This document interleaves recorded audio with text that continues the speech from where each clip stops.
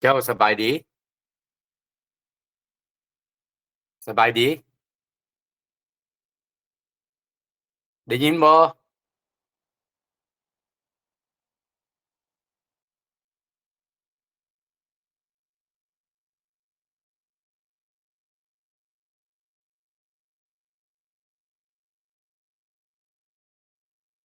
ได้ยินบ่ได้ยินบ่อ้าวข้อยคือบ่ได้ยินหยังเบิดบาดนี้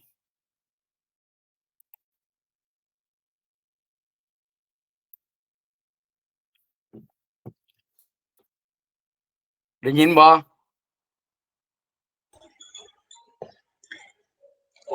บ่สบายดีมิดซอยม้อยฮัลโหลสบายดี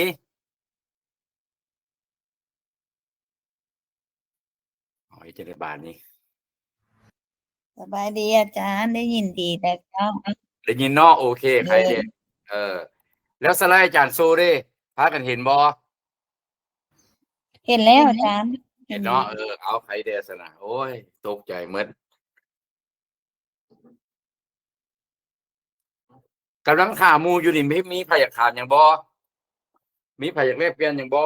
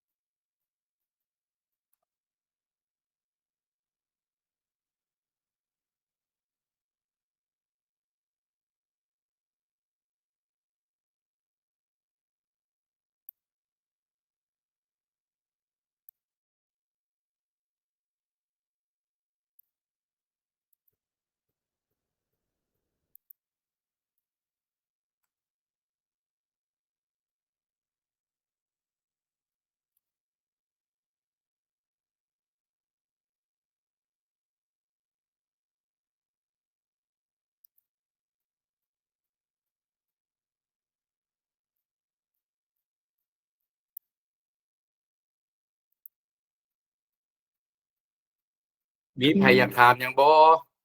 ตอนนี้น่ะ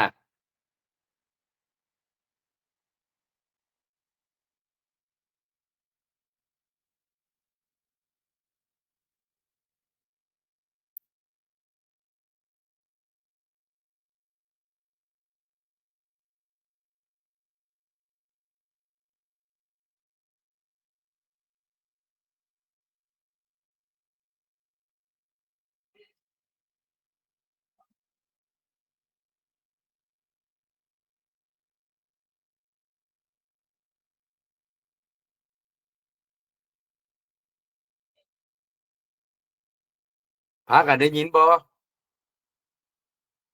ขอเสียงเต็มอีกแด่ได้ยินเด้ออาจารย์ โอเคบ่มีพยากรรมหยังบ่ตอนนี้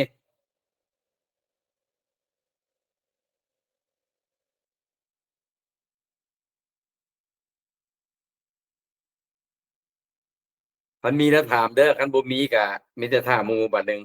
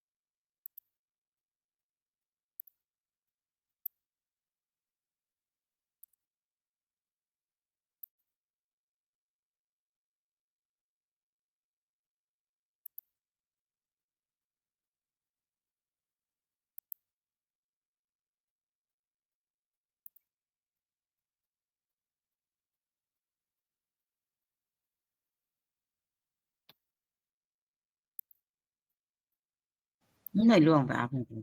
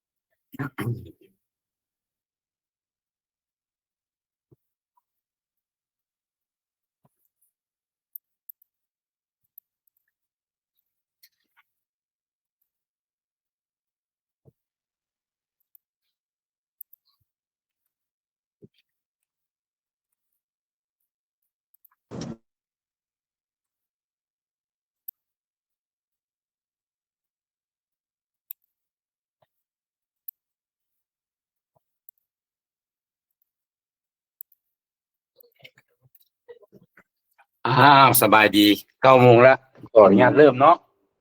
พร้อมบ่ขอเสียงเด้ พร้อมแล้วอาจารย์ โอเคคันพร้อมเราเริ่มกันยินดีต้อนรับบรรดาท่านเนาะบรรดาน้องลุงทุกคนเข้าสู่ภาคอักษรลาวมื้อนี้นี่พิเศษน้อยนึงเนื่องจากว่าทางกระทรวงการเงินเพิ่นละมีกิจกรรมฉลอง75 ปีบ่ประมาณนี้แหละเพิ่นเอาสถานที่โรงเรียนสสงของเฮานี่มาเป็นบอนที่ว่าเขาเจ้าจะจัดงานหั่นแล้วบัดนี้ทางสภาเพิ่นละย่านมีผลกระทบต่อการเรียนของพวกเฮาหั่นเนาะบางทีมันอาจจะนำใช้ ใส่เสียงเนื้อนั้นต่างๆหันเนาะเพิ่นก็เลยว่าให้เฮาเรียนออนไลน์มื้อนี้นะแล้วสำหรับมื้ออื่นน่ะแม่นเฮาสืบต่อซึ่งหน้าปกติ เพราะว่าโดยพื้นฐานแล้วอาจารย์เนี่ยบ่อยากสอนออนไลน์เพราะว่าอย่างพอการสอนออนไลน์นี่มันบ่เห็นหน้ากันนะความหมายนะแล้วก็ความมันน่ะเอิ้นว่าความลึกซึ้งของปัญหาน่ะมันบ่เท่ากับสอนซึ่งหน้าเนาะเพราะซั่นมื้ออื่นล่ะทางไอ้น้องพวกเราเบิดทุกคนก็ร่วมกันคือเก่าไผมีเงินไขก็เรียนซึ่งหน้าไผบ่มีเงินไขก็ไปเรียนออนไลน์คือเก่าแหละเนาะอันนี้ก็บ่ได้ห้ามกัน แล้วมื้อนี้นี่เป็นมื้ออาทิตย์ที่สี่เนาะอาทิตย์ที่สี่ในอาทิตย์ที่สี่นี่แม่นอาจารย์จะนำพาพวกน้องนี่สืบต่อภาควิชาผู้ดำเนินธุรกิจเนาะแล้วก็ลงลึกในกฎหมายข้อมูลข่าวเพิ่มสืบต่อกฎหมายข้อมูลข่าวเพิ่มเนาะเฮาก็ฮู้ผ่านมาแล้วในอาทิตย์ผ่านมาว่าลำดับขั้นตอนเนาะภายหลังที่ว่าฮู้จักคำนิยามของข้อมูลข่าวเพิ่มแล้วเนาะแล้วก็ข้อมูลข่าวเพิ่มนี่เป็นภาษาของไผเนาะแล้วก็ไผได้มีหน้าที่เก็บแล้วก็บรรดาพอร์ตที่พายเกิดมีข้อมูลเพิ่มมีตัวใดเด้เนาะหลังจากนั้นมาอาจารย์ก็ลงลึกให้ฮู้จักว่าสิทธิและหน้าที่ของผู้ดำเนินธุรกิจนั้นเนาะซึ่งว่า1ใน3เนาะของคอร์สที่พายเกิดมีข้อมูลข่าวเพิ่มหั้นเนาะแล้วก็แม่นภายหลังสั่งตั้งเป็นวิสาหกิจแล้วผ่านแขนงส่งเสริมการลงทุนก็ดี หรือว่าผ่านแขนงอุตสาหกรรมการค้าก็ดีภายหลังผ่านพวกนี้แล้วน่ะเนาะแล้วแม่นว่าต้องเข้าในระบบข้อมูลข่าวเพิ่มหมดสำหรับปี2025นี่เป็นต้นไปนี้ แต่ว่าในกระตัวจริงของมันนั่นหลักการวิธีการและก็มาตรการสำหรับผู้ที่จะเข้าใหม่มันจะมีจุดวิสาหกิจกับวิสาหกิจขนาดน้อยทางก็จะมีระเบียบการเฉพาะต่างหากเนาะอาจารย์ก็เว้าสู่ฟังแล้วเข้ามาแล้วอันเลิกๆอันหลักๆของมันที่ว่าทางเฮาต้องมีแม่หยังเรียบตัวผู้เสียก่อนเนาะแล้วก็ไปฟังการปฐมนิเทศจากแขนงสื่อสารก่อนคันที่เกี่ยวข้องหันหลังจากนั้นมาปึ๊บหน้าที่อันหลักๆต่อมาแม่นหยังเขาต้องเฮ็ดนี่แม่นหยังนำใช้ระบบบัญชีเนาะระบบบัญชีที่ว่าผ่านการรับรองจากแขนงการบัญชีนี้บ่เดียวได้จานเซ็กน้อยๆนึงคือว่ามีคนส่งอะไรส่งสื่อเนาะเนาะหลังจากนั้นแม่นหยังแล้วก็ไม่ต้องมานำใช้ใบเก็บเงินเนาะใบเก็บเงินข้อมูลข่าวเพิ่มนี่แล้วใบเก็บเงินข้อมูลข่าวเพิ่มก็มีหลายแบบเนาะมีทั้งแบบเขียนเอามีทั้งแบบออกกับผ่านโพสต์หันมีทั้งแบบอิเล็กทรอนิกส์หรืออื่นๆหันเนาะนอกจากใบเก็บเงินสำหรับผู้ดำเนินธุรกิจที่อยู่ในระบบข้อมูลข่าวเพิ่มต้องออกให้แก่ลูกค้าแล้วเนาะแล้วแม่นว่ามันจะมีอันนี้มันเบื้องส่วนออกเบื้องรายรับเนาะมันจะมีเบื้องรายจ่ายของก็ได้เว้ากันแล้วว่าเอกสารยั่งยืนในการรู้รายจ่ายแต่ละปีการภาษีเฮามี5อันเนาะ1แล้วแม่นว่าใบบอนำเข้าที่ผ่านการยั่งยืนจากแขนงภาษีเนาะ2แล้วแม่นว่าคอร์ดนำเข้าเนาะตัวนั้นเนาะตัวต่อมานี่แม่นการซื้อขายภายในประเทศเนาะแล้วมันมี2กรณีก็คือ1แล้วแม่นว่าใบเก็บเงินข้อมูลข่าวเพิ่มที่ออกให้โดยผู้อยู่ในระบบข้อมูลข่าวเพิ่มนั้นผู้อยู่ในระบบข้อมูลข่าวเพิ่มเฮาก็ย้ำแล้วว่ามันมีจาก2ภาคส่วนเนาะอันนึงมันพวกภายในประเทศที่สร้างตั้งผ่านอุตสาหกรรมการค้าและส่งเสริมการลงทุนนั้นแล้วอีกพวกนึงแม่นนิติบุคคลต่างประเทศที่บ่สร้างตั้งวิสาหกิจอยู่สปป.ลาวแต่ถือมอบหมายเนาะในแขนงการที่ว่าเสนอสินค้าและการบริการอีคอมเมิร์ซนั้นเนาะอันนี้นะแล้วภายในประเทศอีกกรณีนึงมันหยังและแม่นว่าการสุ่มใช้สินค้าและการบริการจากนิติบุคคลต่างประเทศที่บ่มีภูมิลำเนาและบ่สร้างตั้งวิสาหกิจอยู่สปป.ลาวนี้แล้วตัวต่อมาเป็นหยังตัวต่อมามันรายจ่ายที่พังกับบุคคลเนาะบุคคลอาจารย์อธิบายสู่ฟังแล้วว่าบุคคลมันมี2บุคคลคือ1บุคคลที่เป็นพนักงานภายในเนาะก็ยกตัวอย่างก็แม่นบรรดาน้องลุงต่างๆที่ว่าเป็นพนักงานประจำอยู่บริษัทใดนึงนั่นแหละเนาะ2แล้วแม่นบุคคลภายนอกหรือว่าพวกพาร์ทไทม์หั่นอาจจะมาเฮ็ดเป็นแม่บ้านบ่อาจจะมาเป็นคนสวนให้เฮาบ่อาจจะมาให้การปรึกษาอะไรนึงบ่อันนี้เนาะอันนี้มันบุคคลภายนอกหรือว่าอาจจะมาเอาเงินเอาทรัพย์สินให้เฮาเซาบ่อันนี้ว่าบุคคลภายนอกเนาะแล้วเอกสารยั่งยืนตัวนี้เป็นหยัง จะบ่มีใบจะบ่มีใบเก็บเงินและข้อมูลค่าเพิ่มเนาะเนื่องจากหยังเนื่องจากว่าใบเก็บเงินและข้อมูลค่าเพิ่มจะออกให้โดยผู้อยู่ในระบบข้อมูลค่าเพิ่มเท่านั้น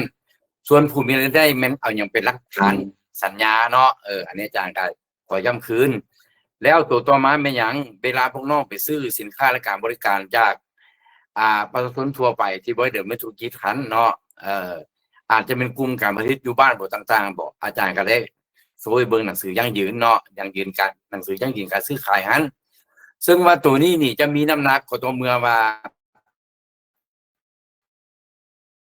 ต้องให้ในบ้านเซ็นยั่งยืนนำเนาะอันนี้นะเป็นตัวนี้เป็นตัวที่สี่แล้วตัวที่ห้าแม่นหยังตัวที่ห้าแล้วแม่นว่าอาณาใบรับเงินเนาะใบรับเงินจากการจัดตั้งของรัฐค่าธรรมเนียมค่าบริการหันอันนี้เนี่ยก็โดยหลักการก็แม่นหมดสัปดาห์เนาะสำหรับใบเก็บเงินนี้แล้วตัวต่อมาล่ะภายหลังสั่งตั้งวิสาหกิจแล้วเนาะภายหลังที่เราฮู้แล้วว่าต้องถือบัญชีต้องนำใช้ใบเก็บเงินแล้วตัวต่อมาเป็นหยังแล้วมันมีเบื้องรายจ่ายเนาะบทสุดท้ายของของอาทิตย์ผ่านมาที่เราล้มกันนี่แม่นรายจ่ายเนาะรายจ่ายอาจารย์ก็ได้อธิบายสู่ฟังแล้วเนาะรายจ่ายนะมันมี5รายจ่ายมาแล้วอยู่ใน5รายจ่ายตัวนี้นี่มันมี3รายจ่ายที่จะเกิดมีของมูลค่าเพิ่มเนาะเส้นหยังเส้นอันที่1มันเขามีการนำเข้าสินค้าจากต่างประเทศนี่อันนี้จะเกิดมีของมูลค่าเพิ่มโลดอันที่2ไม่หยังอันที่2ล่ะแม่นว่าเวลาเฮาซื้อสินค้าอยู่ภายในประเทศจากผู้อยู่ในระบบของมูลค่าเพิ่มมันน่ะผู้อยู่ในระบบของมูลค่าเพิ่มกันเป็นผู้ดำเนินธุรกิจนั่นแหละเข้าใจง่ายๆด้วยแหละเนาะแต่ต้องเกิดมีของมูลค่าเพิ่มกรณีที่2แล้วกรณีที่3แล้วแม่นว่ากรณีเขามีการสวมใส่สินค้าและการบริการจากพวกนิติบุคคลต่างประเทศที่บริษัทตั้งวิสาหกิจอยู่สปป.ลาวนี้อันนี้บ่แม่นหน้าที่แต่เป็นพันธะเนาะเขาจะต้องจ่ายตัวนี้นี่โดยรวมกับใน6บทผ่านมากับอาจารย์ก็สรุปรวมโดยย่อจังซี่ละสู่พวกน้องฟังเนาะแล้วบัดนี้มื้อนี้เฮาเข้าสู่บทที่7เนาะเฮาเข้าสู่บทที่7บทเดียวเด้อเพิ่นส่งหยังมานี่เบิ่งเบิ่งโอ้ส่งสื่อมาบ่เป็นหยังคันถ้าว่าบ่ได้ยินเสียงต่างๆหั่นน่ะก็ทักมาเด้อคันได้ยินเสียงปกติเฮาก็สืบต่อเลยเนาะบทที่7นี่เป็นถือว่าเป็นรายรับเนาะบทที่6เขาถือว่าเป็นรายจ่ายเป็นหยังครับเขารายจ่ายขึ้นหน้าเพราะว่าภายหลังสร้างตั้งวิสาหกิจแล้วนี่อยู่ซื่อๆสิมีนะครับรถเป็นไปบ่ได้ต้องมีรายจ่ายก่อนเนาะซึ่งว่ารายจ่ายในที่นี้นี่ก็มีประกอบมี3รายจ่ายเนาะรายจ่ายหลักๆของแม่นหยังแล้วแม่นว่าซื้อสินค้าและการบริการมาเพื่อว่าเป็นวัตถุดิบมาเป็นสินค้าเพื่อขายต่อเนาะอันนี้นะอันที่1รายจ่ายตัวที่2เป็นรายจ่ายทางอ้อมเนาะติดพันกับการดำเนินธุรกิจนี่แหละตัวนี้มันสิประกอบมีหยังแดเนาะมันก็สิมีพวกค่าโฆษณาค่าซ่อมแปลงค่าประกันภัยต่างๆเนาะอันนี้นี่นะก็จัดเป็นหมวดรายจ่ายที่2รายจ่ายที่3มีหยังแดเนาะก็สิเป็นหมวดทรัพย์สินคงที่หันต่างๆหันเนาะอันนี้นี่แม่นต้องเกิดขึ้นแน่นอนเนาะอันนี้นะ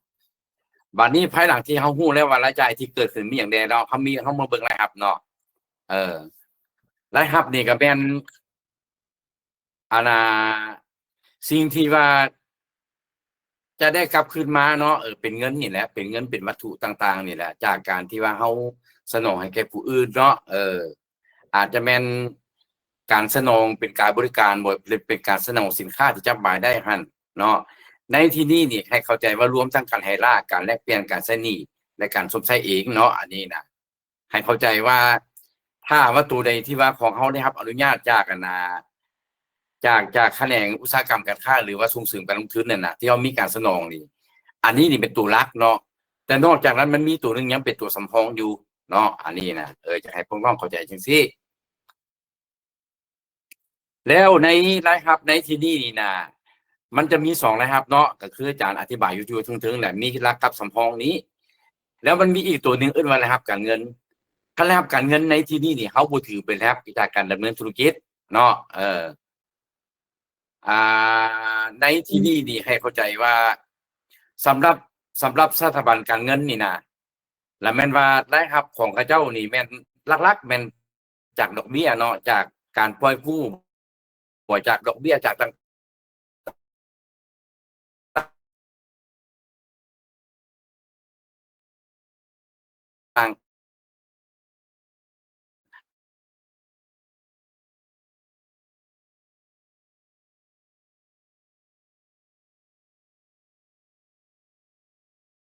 การจะกิจการหลักหรือกิจการต้นตัวแม่หนังเนาะนั่นไรครับตัวอนุญาตแผนกอุตสาหกรรมการค้าบุเดียวเด้ออาจารย์เปิดแอร์บ้าง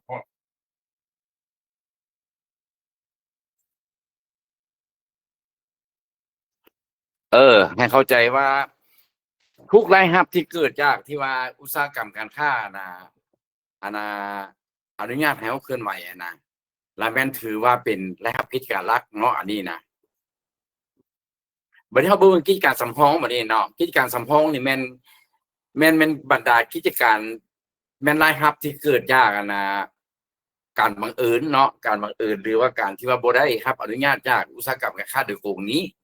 หรือทุกรายรับที่เกิดจากรายจ่ายของเขาเนาะให้เข้าใจว่าทุกรายรับที่เกิดจากรายจ่ายมันมีอย่างใดเนาะมันก็สิมีคือยกตัวอย่างว่าพวกน้องซื้อเจี้ยมาเพื่อว่ามาเฮ็ดเครื่องรับใช้ของการซะบัดนี้เจี้ยน้องอาจจะมีการนำใส่เจี้ยหน้าเดียวหรือเจี้ยสองหน้าเนาะเวลาใส่เจี้ยสองหน้าแล้วปุ๊บเรามากองเป็นเจี้ยเนาะกองเป็นเจี้ยเศษคันเจี้ยเศษในที่นี้เจี้ยเศษเจี้ยตัวนี้เกิดจากไสก็เกิดจากรายจ่ายของพวกเขานี้เนาะในเวลาที่รายจ่ายเจี้ยตัวนี้นี่ถ้าว่ามีคนซื้อเขาไปสั่งกิโลเป็นเจี้ยเศษขายนะอันนี้ก็ถือว่าเป็นนะครับจากกิจการสำรองเด้ออันนี้นี่ผ่านมานี่หลายภาคส่วนนี่เขาเจ้าก็ยังบ่ทันเข้าใจเทื่อคืออาจารย์ยกตัวอย่างอีกตัวนึงสมมุติว่าพวกน้องเฮ็ดเกี่ยวกับกิจการโรงงานตัดเย็บเนาะสมมุติเนาะโรงงานตัดเย็บนี่ในเวลาที่ว่าพวกน้องเอาแพทย์ของกระบวนการตัดเย็บเนาะมันจะมีแพทย์เศษของมันแพทย์เศษตัวนี้ในเวลาที่พวกน้องไปสั่งกิโลขายต่างๆเมียงน่ะอันนี้ก็ถือว่าอะไรครับจากกิจการสำรองหรือยกตัวอย่างบริษัทรถเมล์เนาะบริษัทรถเมล์นี่แม่นกิจการหลักๆของเขาเจ้าเป็นหยังขนส่งมวลชนเนาะขนส่งมวลชนแต่ว่าสำรองของเขาเจ้ามีอย่างใดเขาเจ้าอาจจะมีการให้โฆษณาเนาะโฆษณาอยู่รถผู้ร้องอาจจะเห็นว่าโฆษณาเกี่ยวกับเป็นอย่างโทรศัพท์มือถือบ่หรือว่าในเวลาที่ว่าเขาเจ้ามีการขายหม้อไฟเนาะหม้อไฟเวลาเฮาใช้ดูแลมันเก่าแล้วมันบ่เก็บไฟแล้วก็ถือว่าเปลี่ยนหม้อไฟตัวนี้เนี่ยเอาออกมากับเวลาขายก็ต้องถือว่าเป็นรายรับจากกิจการสำรอง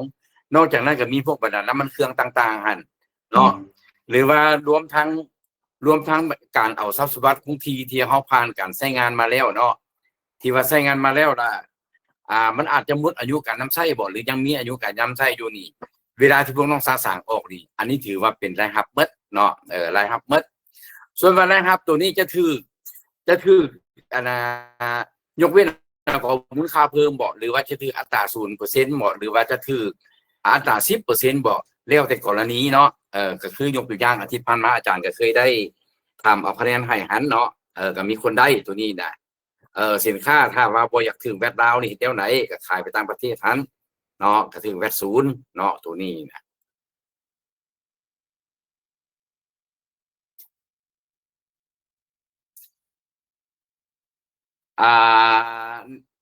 ในที่นี้เนาะนอกจากตัวที่อาจารย์ว่ามาเมื่อกี้นี้แล้วเนาะก็มีการอาจจะเป็นการเอาทรัพย์สินคงที่เนาะที่จดทะเบียนของบริษัทนี่ให้ผู้อื่นเซาอาจารย์ยกตัวอย่างบริษัทบ่เป็นบริษัทเนาะมันสิแม่นธนาคาร7ชั้นเนาะอยู่ตัวหน้าตลาดเซาหั่นถือว่าชั้น1บอกเขาเจ้าอาจจะเฮ็ดเป็นบ่อนดำเนินกิจการของธนาคารหั่นแต่ว่าชั้น2ชั้น3หาชั้น7นี่เนี่ยเขาเจ้าเดาให้คนอื่นเซาเนาะอันนี้บ่ได้ถูกเสียก่อนได้จากการให้เซาเด้อเนื่องจากเป็นทรัพย์สมบัติของผู้ดำเนินธุรกิจอันนี้จะออกเสียงเด้ออาจารย์จะออกเสียงตัวนี้นะเนาะเพราะสั้นพวกน้องต้องเบิ่งคืนก่อนว่าทรัพย์สมบัติที่ว่าให้เซานี่ให้เซาโดยไผเนาะถ้าว่าให้เซาโดยผู้ดำเนินธุรกิจแต่มันต้องเก็บแวตโลดเนาะถ้าให้เซาโดยผู้มีรายได้มันจะเสียก่อนรายได้เนาะตัวนี้นี่หรือว่านอกจากนั้นอาจจะแม่นบรรดาโรงเรียนเนาะโรงเรียนเอกชนนี่ที่ว่าอาจจะเอาพื้นที่ตัวเองให้บุคคลอื่นเซาเนาะอันนี้นะหรือว่าอาจจะเอารถเอาล้างต่างๆเมียงแหละแล้วตัวต่อมานี่การเอาเงินให้คนเซาหรือว่าให้คนยืมก็คือกันเนาะเขาก็ถือว่าเป็นรายรับจากกิจการสำรองที่ถือเก็บกับมูลค่าเพิ่มเนาะในที่นี้อาจารย์ได้กำหนดเอาว่าบ่รวมเอาธนาคารและสถาบันการเงินเนาะสถาบันและธนาคารและสถาบันการเงินตัวนี้นี่มันเป็นว่ากิจการหลักของเขาเจ้าบ่แม่นกิจการสำรองเนาะอันนี้นะอันนี้เขากำลังเว้าว่าบริษัทอื่นตัวนี้เนาะ แล้วตัวต่อมากะนี่ก็ได้เว้าแล้วเนาะการให้เช่าพื้นที่โฆษณาอยู่ตึกเนาะอยู่อาคารอยู่พาหนะหรือพื้นที่สัมปทานต่างๆนั่นพวกน้องจะเห็นว่าเวลาพวกน้องขี่เข้าไปในเดินบินเนาะเดินบินจะเห็นว่ามีป้ายโฆษณาหลวงหลายเต็มอ้อมข้างอยู่นี่อันนี้ถือว่าเป็นนะครับจากกิจการสำรองของบริษัทรัฐวิสาหกิจการบินลาวนี่นะเนาะอันนี้อาจารย์ก็เว้าอยู่ที่เนาะขายสิเหลือผลิตภัณฑ์เส้นหม้อไฟเก่าน้ำมันรถเก่าเนาะอย่างรถเก่าไม่แบบไม่แบบการในกรณีที่ว่าเป็นบริษัทก่อสร้างนั่นเนาะเออซื้อไปแบบมาเพื่อว่ามาเป็นไม้ค้ำแบบไม่แบบแปรไม่แบบเทแบบต่างๆหั่นในเวลาแก้แบบออกมาเนี่ยไม้ตัวนี้นี่ยังถือว่าเป็นทรัพย์สินของบริษัทได้เพราะมันเกิดจากรายจ่ายของบริษัทเด้เนาะในเวลาที่ว่าไปสะสางต่างๆหั่นอันนี้ก็ถือว่าเป็นได้ครับจากกิจการสำรองเนาะสำหรับโรงงานเบียร์ประเด็นน่ะพวกบรรดาขี้เบียร์ต่างๆก็แม่นเบิดได้นี่เนี่ยเที่ยเศษอาจารย์ก็เว้าแล้วเนาะในอื่นๆเนี่ยนะทุกอย่างที่เกิดจากรายจ่ายของบริษัทนั่นน่ะถ้าว่าเฮาไปสะสางนั่นน่ะจะถือว่าเป็นรายรับของบริษัทเด้ออันนี้นะอ่านอกจากอันตัวที่ว่าเฮาให้เซาแล้วมันจะมีการให้เซาคนอีกเนาะการให้เซาคนก็มีส่วน การให้เซาคนนี่มันอาจจะเฮาอาจจะส่งกรรมกรบ่หรือว่าเฮาอาจจะส่งพนักงานวิชาการของพวกเฮานี่ไปบริการเวียกงานใดหนึ่งให้บริษัทอื่นเนาะยกตัวอย่างว่าพวกเฮานี่เป็นบริษัทก่อสร้างซะเนาะเป็นบริษัทก่อสร้างแล้วบัดนี้เฮาล่ะมีพนักงานกินเงินเดือนกับเฮาพวกกรรมกรพวกนายสร้างต่างๆหั้นน่ะเนาะหลายคนสมมุติสร้างก่อสร้างโบกของเฮามีฝีมือต่างๆนี่น่ะบัดนี้ถูกตกอยู่ในระยะที่ว่าพวกเฮาล่ะบ่มีเวียกบัดนี้เนาะเฮาล่ะโอ้สิเอามันมีบริษัทอื่นว่ามาขอมาขอพนักงานจากเฮาเนาะมาขอค่อยให้นายสร้างเจ้านี่มาเฮ็ดเวียกให้ข้อยได้ต่างๆนี่อันนี้ก็ถือว่าเป็นรายรับจากกิจการสำรองเช่นเดียวกันเนาะเข้าใจว่าจั่งซี้บัดนี้เรามาเบิ่งข้อที่3เนาะคันถ้าว่าพวกน้องมีหยังบ่เข้าใจแล้วถามเลยเด้อถามเลยโลดบัดนี้เรามาเบิ่งข้อที่3เนาะรายรับธุรกิจเนาะรายรับธุรกิจโดยรวมโดยหลักการนี่มันสูงสุดนี่แม่นในแต่ละปีนี่น่ะทั้งรัฐทั้งสำรองนี่น่ะแล้วบ่เกิน4ประเภทเนาะ4ประเภทรายรับนี้เฮามาเบิ่ง4ประเภทรายรับนี่มันมีหยังแด่เนาะอันรายรับตัวที่1แหละแม่นรายรับจากการ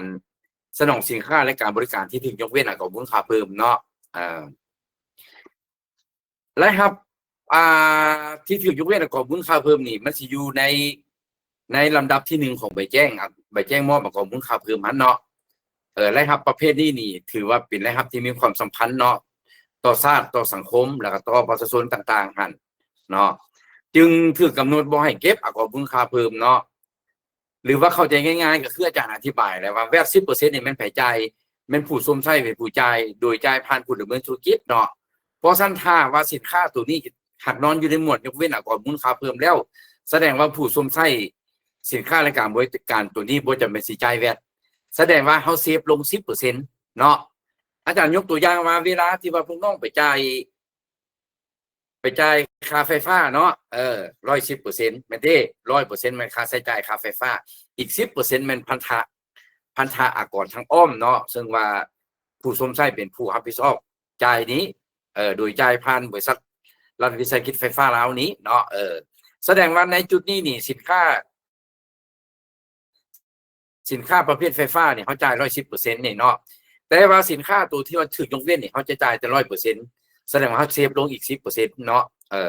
สินค้าตัวนี้เป็นสินค้าที่ว่ามีความจำเป็นในชีวิตประจำวันเนาะแล้วก็ทางเพิ่นยกเว้นให้เนื่องจากว่าย้อนว่ามีความจำเป็นนั่นแหละแล้วก็เฮ็ดให้หลายคนในสังคมสามารถเข้าถึงสามารถจับจ่ายได้เนาะในที่นี้ก็ส่วนหนึ่งก็คือการศึกษานี้เนาะการศึกษานี้ก็ยกเว้นแล้วก็มูลค่าเพิ่มเพิ่นส่งเสริมให้คนเรียนได้เนาะคนมีการทำการเรียนนับแต่อนุบาลขึ้นไปหาวิทยาลัยพี่แหละเนาะรวมทั้งโรงเรียนสอนขับรถต่างๆทุกอย่างนั่นแหละที่ว่าว่าเรียนนี่น่ะเนาะแล้วมันยกเว้นหมดพวกอันนี้น่ะละเอียดของมันนี่นะให้พวกน้องไปเบิ่งตืมอยู่อันนั้นเด้ออยู่มาตรา12ของกฎหมายว่ามูลค่าเพิ่มนี้เนาะอ่าสำหรับตัวที่2แม่นอาดา อ้ยบ่แม่นลืมยังอยู่ในหมวดยกเว้นอยู่เนาะอยู่ในหมวดยกเว้นอยู่จำเม็ดตัวนี้นี่ความหมายอาจารย์อยากเว้าว่าอ่าการยกเว้นนี่มันมี3ข้อยกเว้นเนาะมันจะมี1แม่นข้อนำเข้ายกเว้นสินค้าสำหรับข้อนำเข้านี่2แล้วแม่นการยกเว้นสำหรับข้อสนองสินค้าและการบริการอยู่ภายในประเทศนี้ตัวสีเหลืองนี่แล้วก็3การยกเว้นสินค้าและการบริการข้อส่งออกเนาะมันจะมี3จำเม็ดนี้เพราะฉะนั้นอยู่ในทั้ง3ข้อนี่นะอันนี้สิจำเป็นที่ให้อาจารย์อธิบายลงลึกแต่ละข้อบ่เช่นว่าแนวพันธุ์พืชบ่แนวพันธุ์สัตว์น้ำเชื้อสัตว์วัคซีนบ่หรือว่าพวกน้องจะไปอ่านเอาตัวนี้พอเสียงแด้ อาจารย์อธิบายลงลึกให้แน่ ลงเลิกเนาะเอาลงเลิกกับลงเลิกให้เข้าใจว่าจังซี่เนาะสินค้าและการบริการที่ว่ามีการนำเข้าขายอยู่ภายในประเทศนี่บางเทื่อก็บ่คือกันบางเทื่อก็คือกันเนาะอาจารย์ขอยกตัวอย่างตัวทำบิดเนาะแม่นตัวนี้แนวพันธุ์พืชทุกประเภทถ้าว่าพวกน้องสินำแนวพันธุ์พืชเข้ามาเนี่ยนะในจุดนี้นี่สิเป็นนำเข้ามาเพื่อว่าเป็นสินค้าเพื่อขายหลักการของมันเด้อสิเป็นนำแนวพันธุ์พืชเข้ามาเพื่อขายแนวพันธุ์พืชแนวพันธุ์สัตว์น้ำเชื้อสัตว์หรือพวกวัคซีนต่างๆบรรดารายการอยู่ในขีดที่1นี่พวกน้องสินำเข้ามาเพื่อขายว่าหรือว่าเพื่อมาสวมใส่นี่ก็เป็นยกเว้นเบิดเนาะก็คือยกตัวอย่างว่าอาจารย์เป็นบริษัทจำหน่ายแนวพันธุ์พืชซะอาจารย์เป็นน้ำเข้าในน้ำผู้ดำเนินธุรกิจนี่อันนี้เจ้าหน้าที่ภาษีบ่สามารถเก็บอาจารย์ได้หรือว่าพวกน้องเนี่ยเป็นผู้นักท่องเที่ยวเนาะอาจจะไปเที่ยวต่างประเทศมีการเอาแนวพันธุ์พืชแนวพันธุ์สัตว์หรือว่าบรรดารายการต่างๆหลายนี่นะเนาะเพื่อว่ามาสวมใส่อยู่ภายในประเทศอันนี้ก็บ่ถูกใจกองมึงค่าเพิ่มเนาะโดยหลักการนี่นะแล้วบัดนี้ตัวที่2เนาะมันจะบอกว่าวัตถุดิบที่รับใช้เข้าในอุตสาหกรรมปรุงแต่งเป็นผลิตภัณฑ์เนาะเป็นต้นแม่น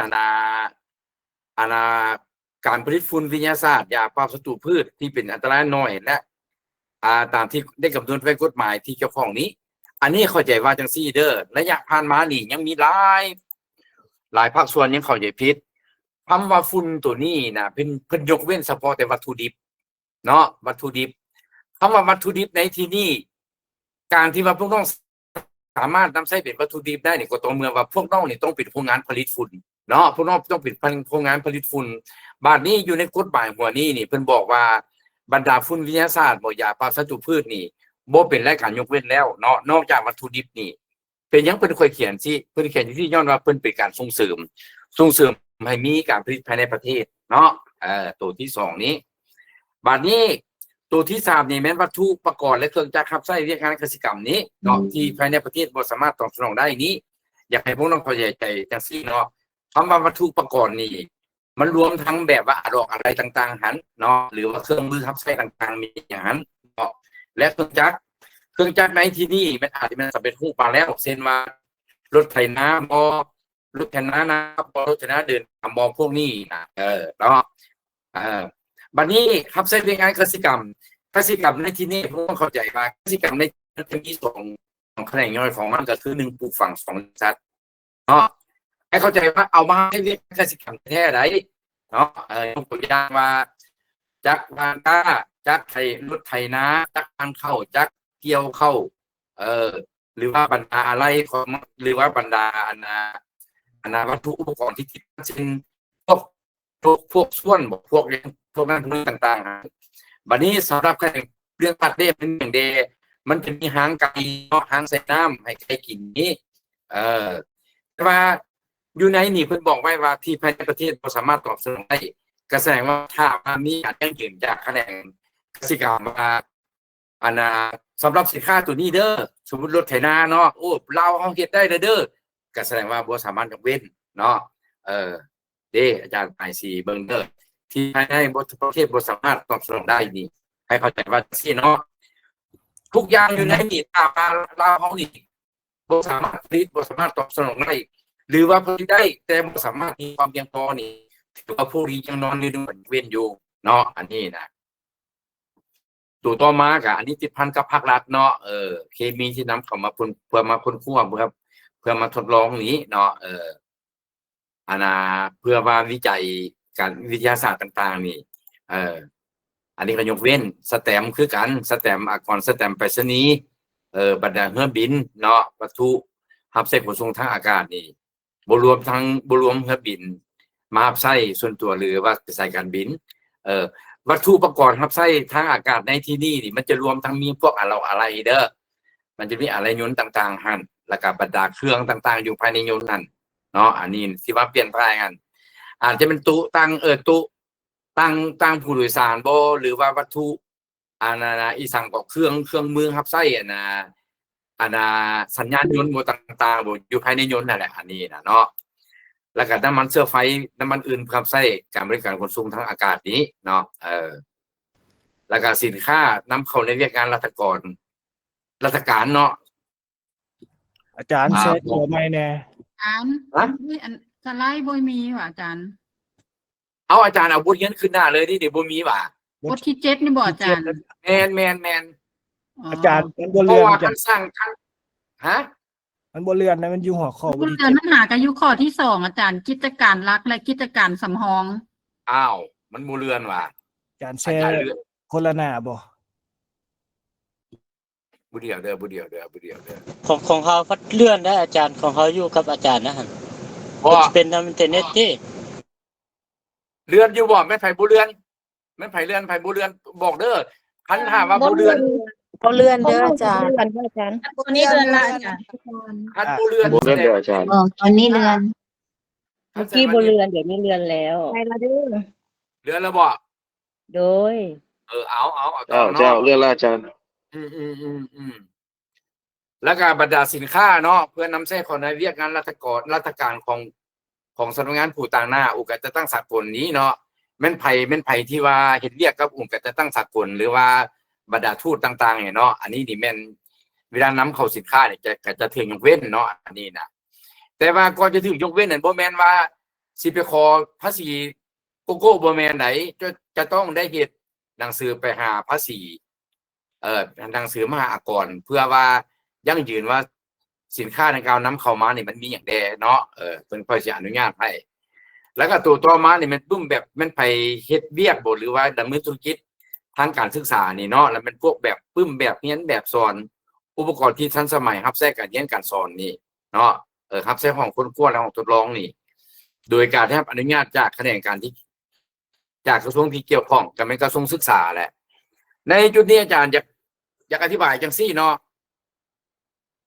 อันนี้นี่รุ่นพันมาก็เคยมีการถามเนาะว่าแบบเรียนแบบสอนนี่นะ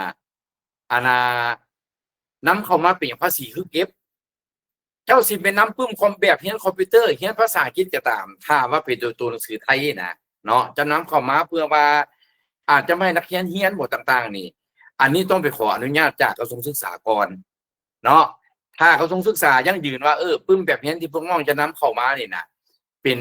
ปึ้มแบบเรียนแบบสอนแท้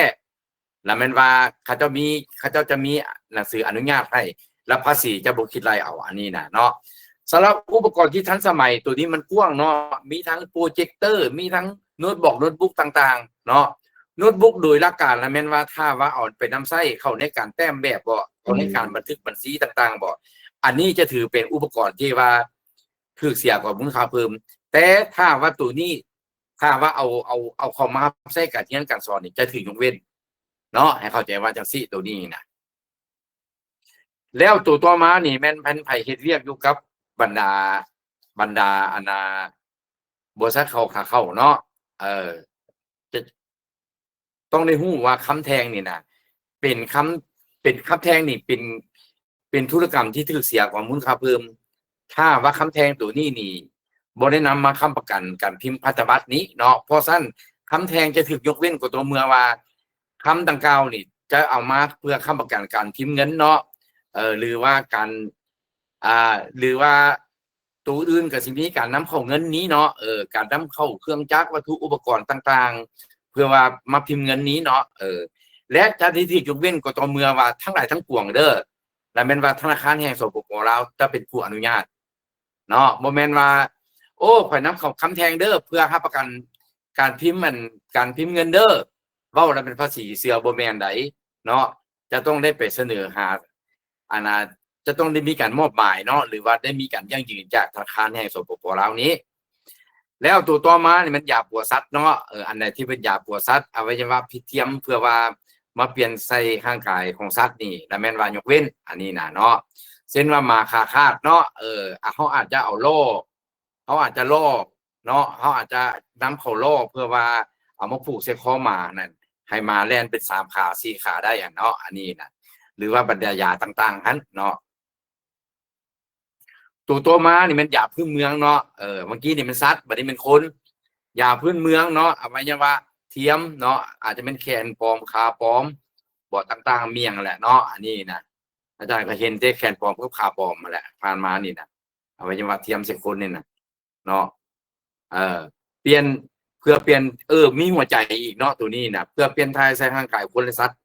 ร่างกายคนเนาะแล้วก็เลือดคนนี่ก็ยกเว้นคันนำเข้านี่นะเครื่องค้ำซูและรอรับใส่คนเจ็บคนพิการผู้สูงอายุเนาะอันนี้นี่คันเวลาอยู่บ้านอาจจะมีคนเจ็บคนแก่นี่นะเวลาไปซื้อมาแต่ไทยนี่ก็อันนี้เจ้าหน้าที่ภาษีก็บ่เก็บเนาะอันนี้นะอันนี้บ่จะเป็นสิได้รับอนุญาตจากสาธารณะเด้อตัวต่อมานี่มันเครื่องมืออุปกรณ์การแพทย์เนาะเครื่องวิเคราะห์ต่างๆเพิ่นจะยกเว้นให้เฉพาะแต่บรรดาหมอสุขศาลาของรัฐเด้อถ้าว่าแม่นของคะแนนของหมอเอกชนนี่นะมีผู้หนึ่งน้องผู้หนึ่งอยู่เกษมราษฎร์นะอันนี้นำเข้ามาให้ถือเสียเด้อเกษมราษฎร์นี่นะแต่ว่าถ้าว่านำเข้ามาในนามหมอสุขศาลาของรัฐนี่มันยกเว้นอันนี้นะแต่บุญพื้นฐานต้องได้รับการอนุญาตจากคณะกรรมการเกี่ยวข้องเนาะก็คือก่อนจะนำเข้าต้องสาธารณะต้องมีหนังสือยั่งยืนเนาะอันนี้นะตัวต่อมาเนี่ยเป็นพวกงานพาหนะเนาะพวกบรรดาเครื่องจักรนี่นะรับใช้งานวิชาเฉพาะเนาะเพื่อรับใช้สายประโยชน์เนาะมีอย่างแด่เนาะเป็นต้นเป็นรถดับเพลิงเนาะรถขนส่งคนเจ็บผมพวกอีสังโบเต็กตึ้งพวกเงินกู้ภัยต่างๆนี่เนาะแล้วก็รถซ่อมแปลงเครื่องที่ในเวลาอันนี้บ้านเฮาบ่ทันมีตีซึกคือดอกถ้ามีตีซึกแล้วรถเพอยู่กลางสนามรบแล้วมันจะมีรถเคลื่อนที่ดอกขี่ไปซ่อมแปลงให้มีหยังเนาะอันนี้นะบ่แม่นว่ารถรถซ่อมแปลงเครื่องที่ของบริษัทอันใดบริษัทหนึ่งใดคือยกตัวอย่างว่าบริษัทโตโยต้าเนาะเพิ่นอยากมีดอกหรือว่าบริษัทเบนซ์นี่เพิ่นอยากมีดอกว่ารถลูกค้าเพอยู่กลางทางละเอารถตัวนี้แกไปเพื่อว่าไปซ่อมแปลงรถให้ลูกค้านี่อันนี้บ่นอนอยู่ในรายการยกเว้นเด้ออันนี้ถือเสียนี่นะอาจารย์เว้าดิเฉพาะตัวนี้แม่นรับใช้สาธารณประโยชน์เนาะรถถ่ายทอดโทรภาพบ่รถถ่ายทอดวิทยุบ่เครื่องวัดมลพิษบ่จังซี่น่ะเนาะอันนี้นี่จะได้รับอนุญาตก็ต่อเมื่อว่าได้รับอนุญาตจากคณะกรรมการที่เกี่ยวข้องเนาะอันนี้นะแล้วตัวมาที่พันกับเรียกงานป้องกันความสงบนี้ละแม่นว่าบรรดายานพาหนะบรรดาอุปกรณ์เทคนิคที่เพิ่นให้หมดเนาะอันนี้บ่รวมเอารถบริหารถ้านำรถเก่งบ่รถกระบะเข้ามาใช้งานบริหารเนี่ยอันนี้ถือเสียเนาะแล้วก็ถ้าว่าพวกน้องเป็นนักศึกษาเนาะเป็นนักศึกษาอยู่ต่างประเทศนี่นะหรือว่าเป็นพนักงานราชการเนาะการทูตนักการทูตอยู่ที่ประจำอยู่ต่างประเทศนี่นะเนาะภายหลังสิ้นสุดภารกิจในการเรียนบ่หรือว่าการเป็นพนักงานอยู่ต่างประเทศแล้วนะกลับขึ้นมาลาวนี่อันนี้ก็ถือยกเว้นเนาะแล้วนอกจากนั้นเพิ่นกำหนดตื่มดีก็เป็นคนต่างประเทศเนาะอาจจะเป็นคนลาวเฮาเป็นยังไงกับคนต่างประเทศเนาะหรือว่าคนต่างประเทศนี่มีจุดประสงค์ว่าอยากขอมาอยู่ลาวถาวรเนี่ยนะอันนี้นี่ก็แม่นว่ายกเว้นเนาะในที่นี้นี่บ่รวมทั้งวัตถุสิ่งของที่ได้จากการสืบมูลมรดกเด้ออันนี้เด้ออันนั้นเนาะสมมุติว่าเฮานี่เป็นคนลาวซะเนาะแต่ว่าพ่อแม่นี่นะ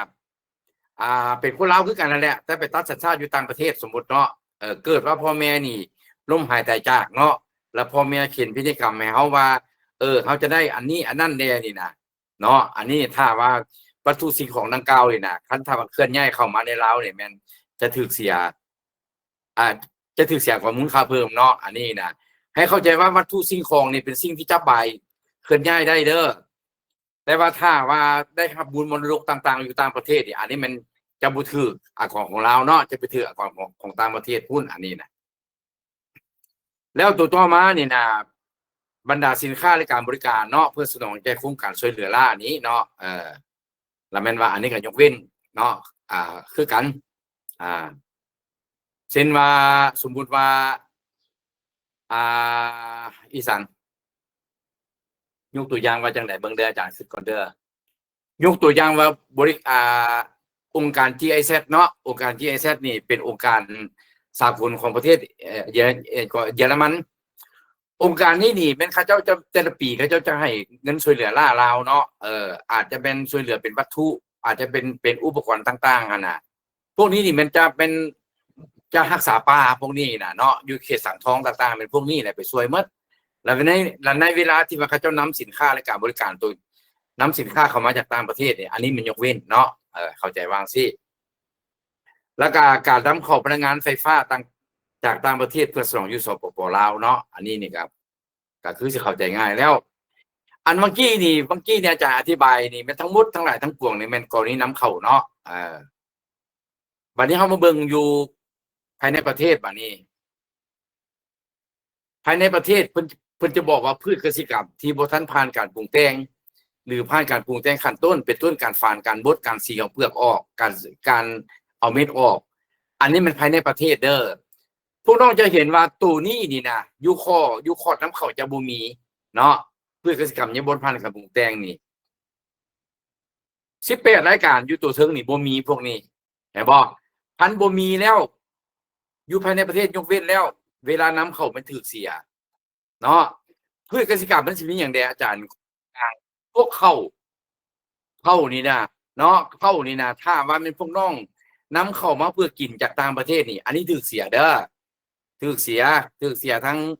ภาษีค่าเข้าถูกเสียทั้งอากรมูลค่าเพิ่มถ้าว่าเข้าในที่มีการนำเข้านี่นะแต่ว่าเข้าถ้าว่าพวกน้องซื้ออยู่ภายในประเทศเนาะพืชเกษตรกรรมนี่นะแล้วมันยกเว้นเนาะสัตว์ก็คือการสัตว์ทุกประเภทที่มีชีวิตต่างๆเพราะฉะนั้นในจุดนี้นี่บรรดารายการที่ว่าถูกยกเว้นนี่นะมันจะคล้ายๆกันเด้อคันมันคล้ายกันในที่นี้พวกน้องบ่ต้องไปยึดติดได้เนาะบางคนไปยึดติดว่าโอ้ภายในประเทศก็ยกเว้นแสดงว่าต่างนำเข้าก็ยกเว้นบ่แม่นบางตัวนี่แม่นนำเข้ามานี่แม่นยกเว้นภายในก็ยกเว้นบางตัวนำเข้าถูกเสียภายในถูกยกเว้นเนาะพวกน้องจะเบิ่งรถมันจะคล้ายๆกันเนาะพวกน้องไปอ่านเติมซะตัวนี้น่ะเด้อไปอ่านมึงเติมแล้วบางที่ตัวนี้อาจารย์ขอลงลึกเติมเด้อดอกเบี้ยเงินฝากดอกเบี้ยเงินกู้เนาะและครับการจัดโอนเงินกับและต่างแลกเปลี่ยนและธุรกรรมทางด้านการเงินอื่นจากการเคลื่อนไหวของธนาคารธุรกิจสถาบันการเงินที่รับอนุญาตจากธนาคารแห่งสปป.ลาวเพื่อเขียนยกเว้นในกรณีนี้มันเพิ่นยกเว้นเฉพาะพวกที่ว่าได้ครับเฉพาะสถาบันธนาคารธุรกิจและสถาบันการเงินที่ได้รับอนุญาตจากธนาคารแห่งสปป.ลาวมีอย่างใดดอกเบี้ยเงินฝากดอกเบี้ยเงินกู้แสดงว่าถ้าว่าพวกน้องในนามบริษัทนะเนาะพวกน้องในนามบริษัทบริษัทบริษัทนะสมมุติมีการปล่อยเงินกู้อันนี้ถือแวดเด้ออันนี้ถือแวดถืออากรมูลค่าเพิ่มจ่ายกี่น้ำผู้นึงอันนี้นี่ผ่านมานี่คนนี่สับสนที่สุดแล้วก็คนหลงที่สุดเนาะ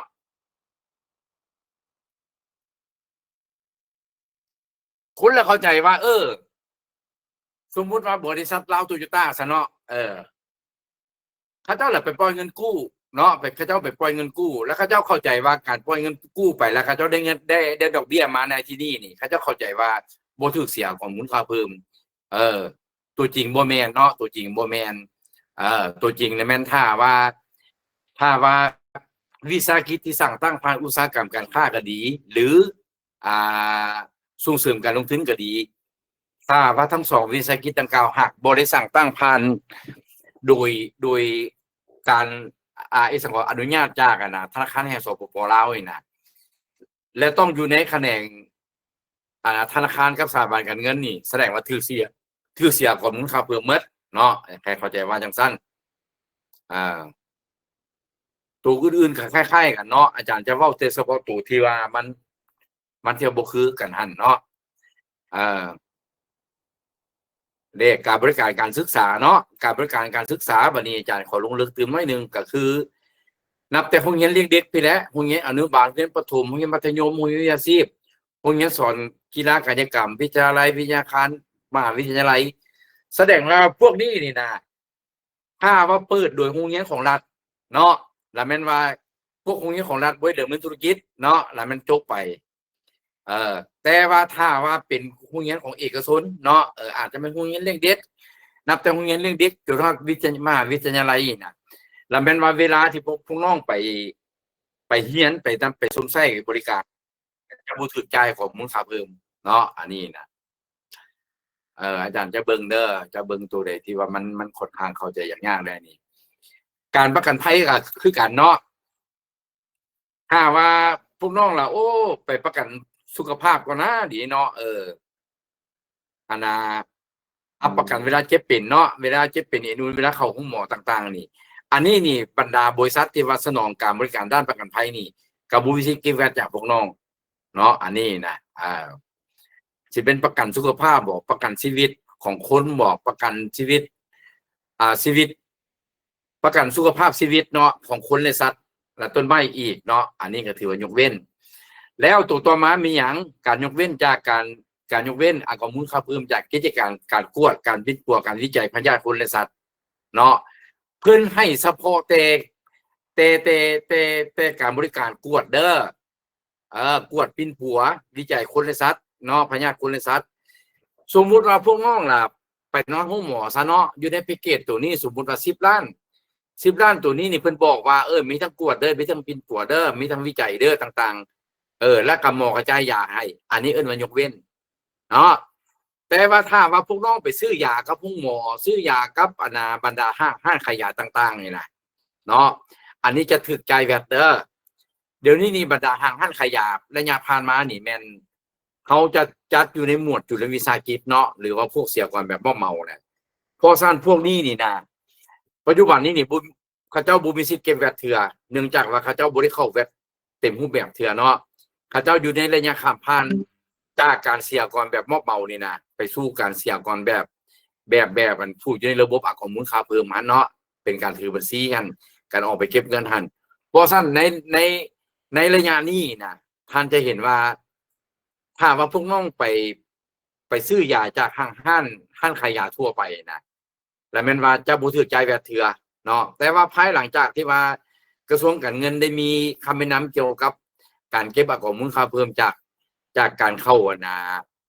แวดของจุลวิสาหกิจหรือว่าธุรกิจขนาดน้อยเนี่ยแล้วมีคำแนะนำเฉพาะออกมาแล้วทุกรายจ่ายที่จ่ายไปนะก็คืออาจารย์อธิบายในเบื้องต้นหลายๆมื้อผ่านมาแหละถ้าสินค้าตัวนั้นหากยกเว้นแม่นเฮาก็บ่ต้องจ่ายแวดถ้าสินค้าตัวนั้นหากถือแวดเฮาต้องจ่ายแวดถ้าสินค้าตัวนั้นถือทั้งแวดถือทั้งอากรสมไส้เฮาก็ต้องจ่ายทั้ง2อย่างเนาะในนามเฮาเป็นผู้สมไส้หั่นคือยกตัวอย่างปัจจุบันนี้พวกน้องไปเสริมสวยเนาะไอ้น้องผู้หญิงเฮาส่วนใหญ่ก็มักเสริมสวยในเวลาที่มีงานดองหั่น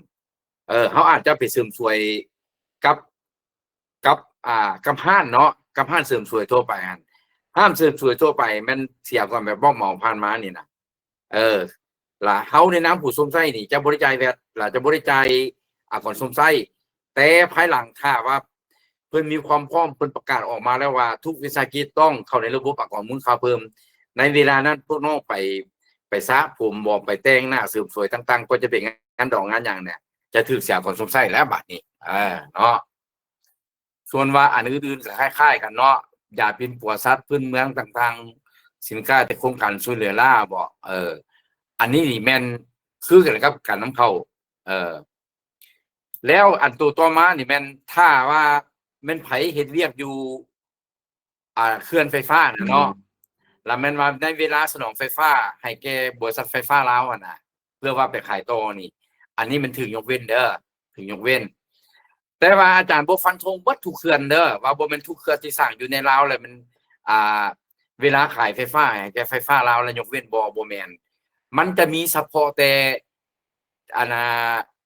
บรรดาเขื่อนที่ว่าบ่มีสัญญาหรือว่าบ่มีมติตกลงของสภาแห่งชาตินั่นชื่อที่อาจารย์เว้าชื่อที่เนาะ การยกเว้นก่อมูลค่าเพิ่มนี่มีการยกเว้นอยู่2กรณีคือ1ยกเว้นตามมติตกลงของสภาแห่งชาติในกรณีที่ว่าในกรณีหากเห็นว่าโครงการดังกล่าวมีความจำเป็นมีความสำคัญระดับชาตินั้นเนาะแล้วแม่นว่ารัฐบาลหรือว่าองค์การสำนักงานนายกนี่นะจะต้องห่างหนังสือเสนอไปหาสภาเพื่อออกเป็นมติตกลงเนาะเพราะฉะนั้นบรรดาเคลื่อนไฟฟ้าที่เข้ามาสนองอยู่ลาวนี่บางเคลื่อนนี่ก็มีมติตกลงบางเคลื่อนก็บ่มีทั้นเคลื่อนใดที่บ่มีมติตกลงแสดงว่าบ่สามารถเก็บข้อมูลค่าเพิ่มจากไฟฟ้าลาวได้ถ้าว่าเคลื่อนตัวใดที่ว่าเข้ามามีมติตกลงของสภาแห่งชาตินี่แม่นอันแม่นสืบต่อเก็บปกติเนาะสำหรับตัวนี้นะแล้วตัวต่อมานี่แม่นหักค่าปลอดภาษีอันนี้ก็ง่ายแล้วแล้วให้เข้าใจอีกตัวนึงก็คือต่อไปถ้าว่ามันไผเหตุการณ์ผลิตเพื่อส่งออกนะเช่นว่าพวกน้องอาจจะผลิตเสื้อผ้าเพื่อส่งออกบ่ผลิตอันไหนนึงอันใดก็ตามนะขอแต่ผลิตนะผลิตอีสังขอแต่ผลิตเด้ออาจารย์บ่จักว่าผลิตอย่างแต่ว่าอาจารย์ฮู้จักในที่นี่แม่นผลิตเครื่องนุ่งเนาะผลิตซิลิคอนก็แม่นเนาะผลิตเป็นผลิตภัณฑ์เพื่อส่งออกต่างประเทศนะแล้วบรรดาการผลิตภายในประเทศที่สนองให้นะแล้วมันยกเว้นหมดเนาะในที่นี้ถ้าบ่อธิบายพวกน้องอาจจะงงอาจารย์จะขออธิบายจังซี่ถ้าว่าพวกน้องน่ะทำการผลิตเสื้อผ้าเพื่อส่งออกขายอยู่ต่างประเทศเนาะแสดงว่าซื้อภายในมันสิมีอย่างใด1พวกน้องอาจจะไปซื้อแผ่นแพรเนาะซื้อแผ่นแพรซื้อได้จากผู้ดำเนินธุรกิจภายในประเทศที่ผลิตเป็นผลผลิตเนาะแผ่นแพรต่างๆนี่นะอันนี้ก็ถือยกเว้นเด้อตัวนี้นะหรือว่าโครงการที่ว่าเฮาส่งซิลิคอนเนาะออกไปขายต่างประเทศนี่นะเนาะอันนี้นี่แม่นวัตถุดิบหลักๆของเฮานี่แม่นผลผลิตภายในหลักๆของเฮานี่แม่นติดพันนี่แม่นหยังอาจจะเป็นไฟฟ้าเนาะอันนี้นะแล้วตัวต่อมานี่แม่นการสนองวัตถุดิบเนาะวัตถุอุปกรณ์อื่นที่ผลิตอยู่สปป.ลาวซึ่งขอดน้ำเข้านะครับการยกเว้นเนาะอันนี้นี่แม่นขั้นขอดน้ำเข้าเทียบการยกเว้นนี่ขายภายในกับยกเว้นคือกันเนาะเพราะว่าอยู่ในขอดยกเว้นมันมี18รายการนี่ก็เบิ่งเอาเนาะถ้าว่าขอดน้ำเข้ายกเว้นซื้อภายในกับยกเว้นย้อนอย่างค่อยเขียนจังซี่การเขียนจังซี่เนื่องจากว่าบ่ให้มีช่องว่างแล้วก็บ่ให้มีการสมเทียบจนหน่อยว่าโอ้น้ำเข้านี่ยกเว้นเด้พวกเจ้าเป็นน้ำเข้าดีกว่าซื้อภายในถึกเสียแสดงว่าถ้าว่าทุกคนเป็นน้ำเข้าหมดแล้วการผลิตภายในของพวกเขานี่ถือว่าแม่นเอิ้นว่าลิกิดเนาะลิกิดพอคนจะบ่มีการสูบใส่หันเนาะอันนั้นนี่แม่นติดพันกับคอดสนองอยู่ภายในประเทศเนาะตัวนี้นะนี้บัดนี้เฮาไปเบิ่งคอร์ดส่งออกเนาะคอร์ดส่งออกมันสิมีหยังได้ยกเว้นนี่นะการส่งออกแฮร์ดิฟการส่งออกแฮร์ดิฟเครื่องสำเร็จรูปเนาะแล้วมันยกเว้นพวกนี้นะสมมุติว่าคุดแค่ค้ำขึ้นมาได้ซะเนาะเขาระบบเป็นทำการปรุงแต่งซะเขาจะส่งแฮร์ดิฟออกไปขายต่างประเทศเลยเนาะอันนี้ก็ถือว่าเป็นการยกเว้นว่าบ่ถือเก็บอันนี้นะเพราะโดยหลักการแล้วท่านส่งออกสินค้าไปต่างประเทศนี่มันจะถืออัตราหยังเอาอาจารย์ให้5คะแนนอัตราศูนย์อาจารย์เอาคะแนนให้เราเด้อ5คะแนนเพราะว่าสินค้าที่เราส่งออกมันมี2กรณีเนาะ1น่ะแม่นว่าสินค้าที่ส่งออกถึงยกเว้น2มันสินค้าที่ส่งออกถึงอัตราศูนย์สินค้าที่ส่งออกนี้ก็ถึงยกเว้นกับอัตราศูนย์จะมีความแตกต่างกันเนาะก็คือถ้าว่าไผส่งสินค้าออกไปในอัตราในหมวดยกเว้นนี่นะหมวดนี้นี่นะเนาะบรรดาอมพ.ส่วนเข้าติดพันเนี่ยมันบ่สามารถขอคืนได้ลงเป็นรายจ่ายเลยจุดนี้นี่เฮ็ดให้โครงการนี่กำไรน้อยลงเนาะมันบ่คือกับสินค้าที่ว่ามันบ่คือกับการส่งออกสินค้าอัตราศูนย์คันส่งออกสินค้าอัตราศูนย์นั่นหมายความว่าแฮร์ดิฟหรือว่าแฮร์ดิฟเครื่องสำเร็จรูปเขาคุ้นขึ้นมาแล้วมีการนำไปปรุงแต่งเป็นผลิตภัณฑ์อาจารย์ยกตัวอย่างพวกน้องคุ้นแฮคำขึ้นมาเนาะคุ้นแฮคำขึ้นมาปุ๊บล่ะพวกน้องเราคำไปขายอาจารย์เอาแฮคำไปไปล้อมไปเข้าสู่กระบวนการผลิตเนาะ บัดนี้คันว่าเข้าสู่กระบวนการผลิตอยู่ซื่อๆสิผลิตได้บ่ได้เนาะผู้ต้องลงทุนหยังนำเข้าเครื่องจักรเนาะนำเข้าเครื่องจักรเพื่อว่ามันหลอมคำนำเข้าเครื่องจักรเพื่อขุดค้นคำเนาะมีการดึงไฟฟ้าสร้างถนนหนทางเข้าไปเขตไข่บ้านเขตไข่เขตเขตไข่เป็นเขตทุกอย่างกลายเป็นเขตที่ว่าอันนั้นธุรกิจเนาะมีการจ้างงานต่างๆอันนี้เป็นส่งเสริมเนาะเพราะสั้นถ้าว่าแม่นไผที่ว่าต้องการบ่อยากให้สินค้าของถึงยกเว้นนะแล้วมันต้องสร้างเป็นโรงงานขึ้นมาเนาะเพื่อส่งออกนี้เพื่อจะได้สิทธิ์ในการเป็นอัตราศูนย์นี้ แต่ว่าถ้าว่าพวกน้องส่งแฮธาตุดิบเครื่องถึงออกไปนี่แม่นยกเว้นคันยกเว้นล่ะของมูลค่าเพิ่มเบื้องสุดเขาหักกับบ่ได้ขอคืนกับบ่ได้เนาะอันนี้นะแล้วตัวต่อมานี่แม่นการส่งออกไฟฟ้าเข้า KCC พิเศษ KCC เฉพาะและส่งออกไปต่างประเทศอันนี้ก็ยกเว้นเนาะแล้วตัวต่อมาในการส่งออกสินค้าตามที่กำหนดไว้อยู่ในข้อ2ของมาตรานี้ให้เข้าใจว่าสินค้าตัวใดที่ว่าเฮ็ดอยู่ภายในประเทศนี่นะยกเว้นนี่นะแล้วแม่นส่งออกกับยกเว้นคือกันเนาะแล้วบัดนี้ข้อจำกัดทั้งหมดที่อาจารย์อธิบายอยู่นี่นะอาจารย์เพียงแต่เว้าภาพรวมให้พวกน้องเห็นซื่อแต่ก็ตัวจริงมันถามว่ายังมีอันน่ะข้อยุ่งยากบ่ยังมีหลายเนาะยังมีหลายข้อจำกัดตัวยังมีหลายเป็นอย่างค่อยว่าจังสั้นเพราะว่าอยู่ในวรรคสุดท้ายนี่นะตัวสีแดงนี่เด้อเพิ่นได้เขียนปิดท้ายไว้ว่ากระทรวงการเงินนี่นะจะประสานสมทบกับกระทรวงอื่นที่เกี่ยวข้องเนาะกำหนดบัญชีรายการละเอียดเกี่ยวกับรายการสินค้าและการบริการที่ถึงยกเว้นก่อนเมื่อเขาเพิ่มตามข้อ1ข้อ2และข้อ3เนาะแสดงว่าสมมุติว่าพวกน้องสินำเข้าน้ำเข้าอย่างเบิ่งเด้ออาจารย์ยกตัวอย่างนำเข้าวัตถุอุปกรณ์เครื่องจักรรับแทรกกสิกรรมซะและงานนี้นี่พวกน้องต้องได้เขียนใบหนังสือเสนอหากรมกรต้องเว้าสู่เพิ่นฟังว่าข่อยจะนำเข้าอันนั้นอันนี้เด้อเนื่องจากว่ามันบ่มีรายการละเอียดเทื่ออันนี้เป็นข้อยุ่งยากหรือว่าข้อจำกัดอยู่ในการที่ว่าสิ่งแม้อยู่ดอกกฎหมายเขาบอกว่าอันนี้พวกนี้ยกเว้นเด้อแต่ว่าในข้อพฤติกรรมนี่นะเฮายังได้เฮ็ดทางเอกสารที่เกี่ยวข้องทางหนังสือเสนออาจารย์เห็นว่ายังมีข้อยุ่งยากหลายด้านอยู่เนาะเนื่องจากรายการสินค้าและการบริการละเอียดที่บ่มีคือยกตัวอย่างจักดูดน้ำเนาะจักดูดน้ำนี่นะบางทีผู้นำเข้าเฮ็ดเกี่ยวกับเรื่องกสิกรรมนี่อาจจะบอกว่าอันนี้เป็นสินค้ายกเว้นเด้อแต่เบื้องก่อนเฮาบ่ให้ยกเว้นเป็นอย่างค่อยวางซั่นเพราะเนื่องจากว่าจักสูบน้ำตัวนี้เฮ็ดได้หลายอันอาจจะเฮ็ดกสิกรรมก็ได้อาจจะเฮ็ดเวียกงานอื่นก็ได้เฮาก็เลยบ่ให้เนาะคันบ่ให้ในที่นี้ละมันจะมีข้อยุ่งยากก็คืออาจารย์เว้าเลยว่าเฮาบ่มีรายการละเอียดเทื่อว่ามันมีอันใดๆเนาะบัดนี้เจ้าหน้าที่ภาษีเป็นผู้รับผิดชอบในการที่ว่าจะบ่คิดรายเก็บในเวลานำเข้าน่ะเขาเจ้าก็บ่อยู่บ่อีกเพราะซั่นปัจจุบันนี้ข้อยกเว้นตัวจริงนี่ผู้ดำเนินธุรกิจนี่ยังจะต้องเข้ามาหาก่อนยังจะต้องเสนอเข้ามาเพื่อให้อากรตอบก่อนว่าอันใดที่ว่าสมมุติข้อยต้องการนำเข้า100รายการแล้วก่อนจะค้นคว้าเบิ่งว่าในตัวใดที่ว่าควรถือเป็นสินค้ากสิกรรมเนาะควรว่าจะถือยกเว้นฮะอันนี้เป็นข้อจำกัดของมันเนาะอยากให้พวกน้องเข้าใจตามนี้แล้วตัวต่อมานี่นะเนาะแล้วแม่นว่าอาจารย์ได้อธิบายเบื้องต้นแล้วเนาะอันที่มันยกเว้นตามกฎหมายก่อนมูลค่าเพิ่มนอกจากนั้นมันจะมีบางรายการเนาะที่ได้รับยกเว้นตามกฎหมายคุ้มครองนี้เนาะโดยเฉพาะแม่นซึ่งถือกำหนดไว้มาตรา5ข้อที่3และ4นี้เนาะ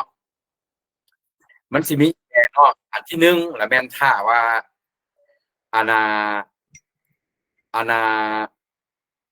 ผู้ที่จะมาลงทุนน่ะนะต้องเขียนหนังสือไปหาสำนักงานนายกหรือว่าเขียนหนังสือไปหารัฐบาลเพื่อค้นคว้าเนาะภายหลังรัฐบาลค้นคว้าแล้วหากว่าเห็นว่ามีความจำเป็นระดับชาติแล้วรัฐบาลจะนำเสนอหาสภาแห่งชาติเพื่อออกเป็นมติรับรองยกตัวอย่างโครงการทางด่วนหรือว่าทางรถไฟเนาะ โครงการตัวนี้โดยหลักการแล้วเป็นโครงการที่ถือเสียก่อนมูลค่าเพิ่มเนาะบ่ถือยกเว้นแต่สมมุติว่านักลงทุนจีนเนาะเขาเจ้าอยากมาอยากมาสร้างตั้งวิสาหกิจแล้วก็สนองการบริการด้านนี้เนาะเขาเจ้าอาจจะเข้าเขียนหนังสือเข้ามาหาสำนักงานนายกนี้เนาะเพื่อว่าสำนักงานนายกนี่นะพิจารณายกเว้นสำนักงานนายกนี่จะเป็นใจกลางแล้วจะซื้อเอาบรรดากระทรวงที่เกี่ยวข้องเข้ามาแล้วเนาะอาจจะเป็นกระทรวงการเงินนี่อาจจะเป็นกรมกรมภาษีกรมทรัพย์สินเนาะเข้ามาหรือว่ากระทรวงยทคเนาะเพราะว่าเว้าเรื่องถนนหนทางเด้ต่างๆเด้หรือว่ากระทรวงทรัพย์เว้าเรื่องการตัดไม้ทำลายป่าต่างๆอย่างเด้เนาะอันนี้นะเพื่อว่ามาเอกภาพกันภายหลังบรรดากระทรวงที่เกี่ยวข้องเอกภาพกันแล้วปุ๊บว่าเฮ็ดดีนี่รัฐบาลจะต่างหน้าเนาะจะต่างหน้าบรรดากระทรวงหั่นเพื่อเสนอให้สภาแห่งชาติเพื่อออกเป็นมติเนาะอันนี้เป็นกรณีหนึ่งกรณีต่อมานี่เป็นหยังกรณีต่อมานี่แม่นก็คือพวกน้องเห็นผ่านมาเนาะเกิดโควิดเนาะเกิดโควิดต่างๆเกิดมีภัยน้ำท่วมเนาะเขื่อนแตกต่างๆหั่นเนาะแล้วบัดนี้นี่นะตัวนี้นี่นะแต่เป็นว่ารัฐบาลคือกันเนาะจับคนขั้วด่วนเนาะจำเป็นฮีบด่วนนี่อันนี้ก็สามารถยกเว้นได้เช่นว่าโรงงานเบียร์ลาวเนาะเคยขายน้ำดื่มให้แก่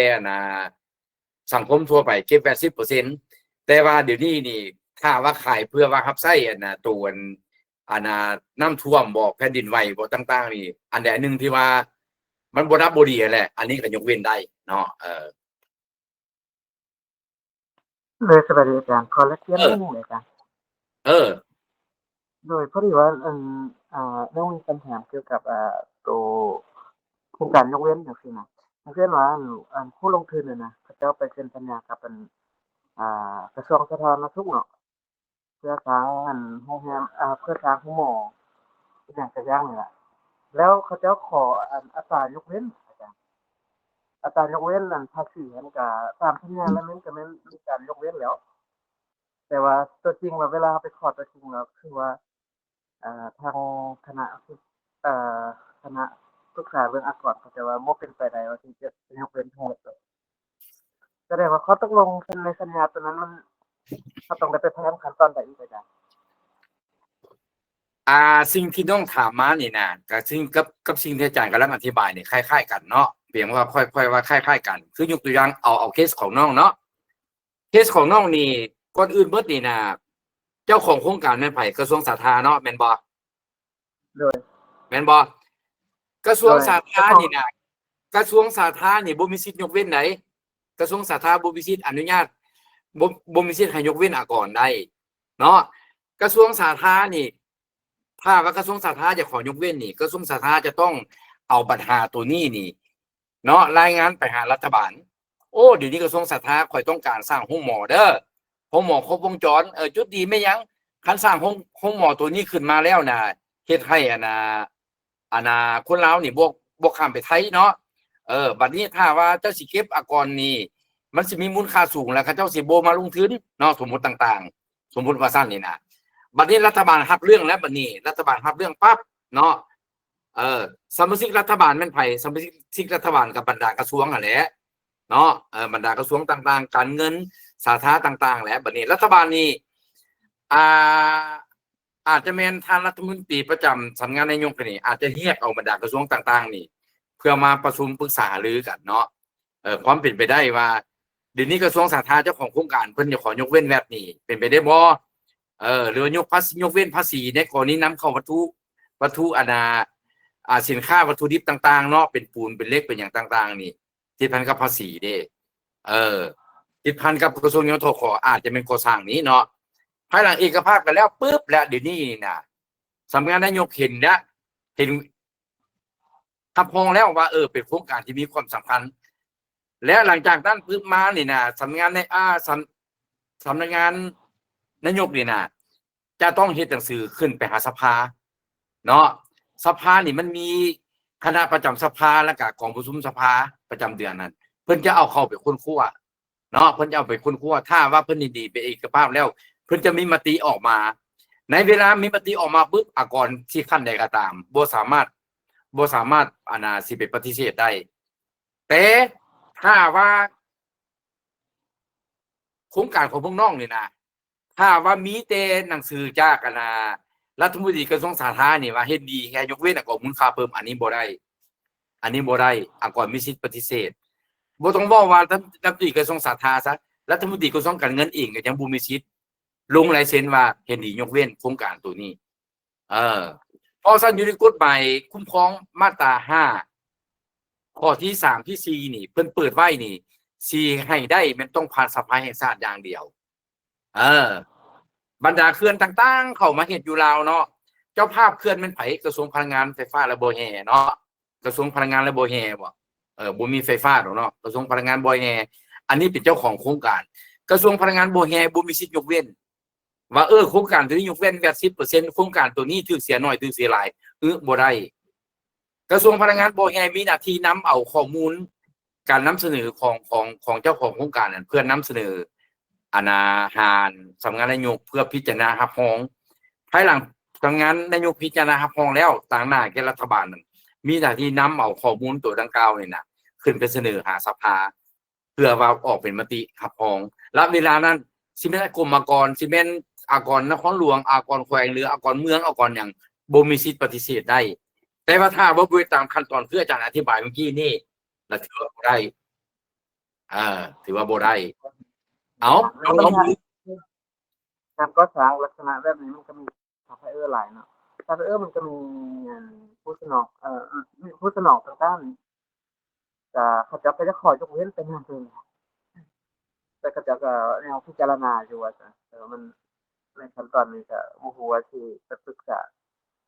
ในขั้นตอนใดให้มันง่ายขึ้น ยังบ่ได้เทื่อยังบ่ได้เทื่อยังบ่ได้เทื่อ โดย เพราะว่า คำถามตัวถัดไป คือเว้าแหละว่าถ้าว่าจะสามารถขอยกเว้นได้ต้องแม่นสภาแห่งชาติบนเดียวถ้าว่าสภาแห่งชาติบ่ได้เว้าต้องไปเบิ่งอยู่ในมาตรา12หั่นมาตรา12หั่นมันมีบ่ตัวยกเว้น3ข้อนั่นน่ะคันถ้าเพื่อผู้น้องสิสร้างโรงหมอเนาะมันอาจจะเกิดอยู่2ข้อก็คือ1ข้อนำเข้าถ้าข้อนำเข้าเจ้าหน้าที่ภาษีเขาจะเบิ่งแล้วว่าสินค้าที่เจ้านำเข้านี่นอนอยู่ในรายการยกเว้นบ่คันบ่มีเขาจะเก็บหรือว่าสินค้าที่ว่าเจ้านำเข้านี่นอนอยู่ในรายการบ่ถูกยกเว้นถูกเสียแต่ว่าน้องสวัสดิ์มีคำสั่งจากทางถึงว่าให้ยกเว้นก่อนมูลค่าเพิ่มอันนี้เจ้าหน้าที่ภาษีก็บ่มีหน้าที่เก็บยกตัวอย่างว่าซั่นนี่นะ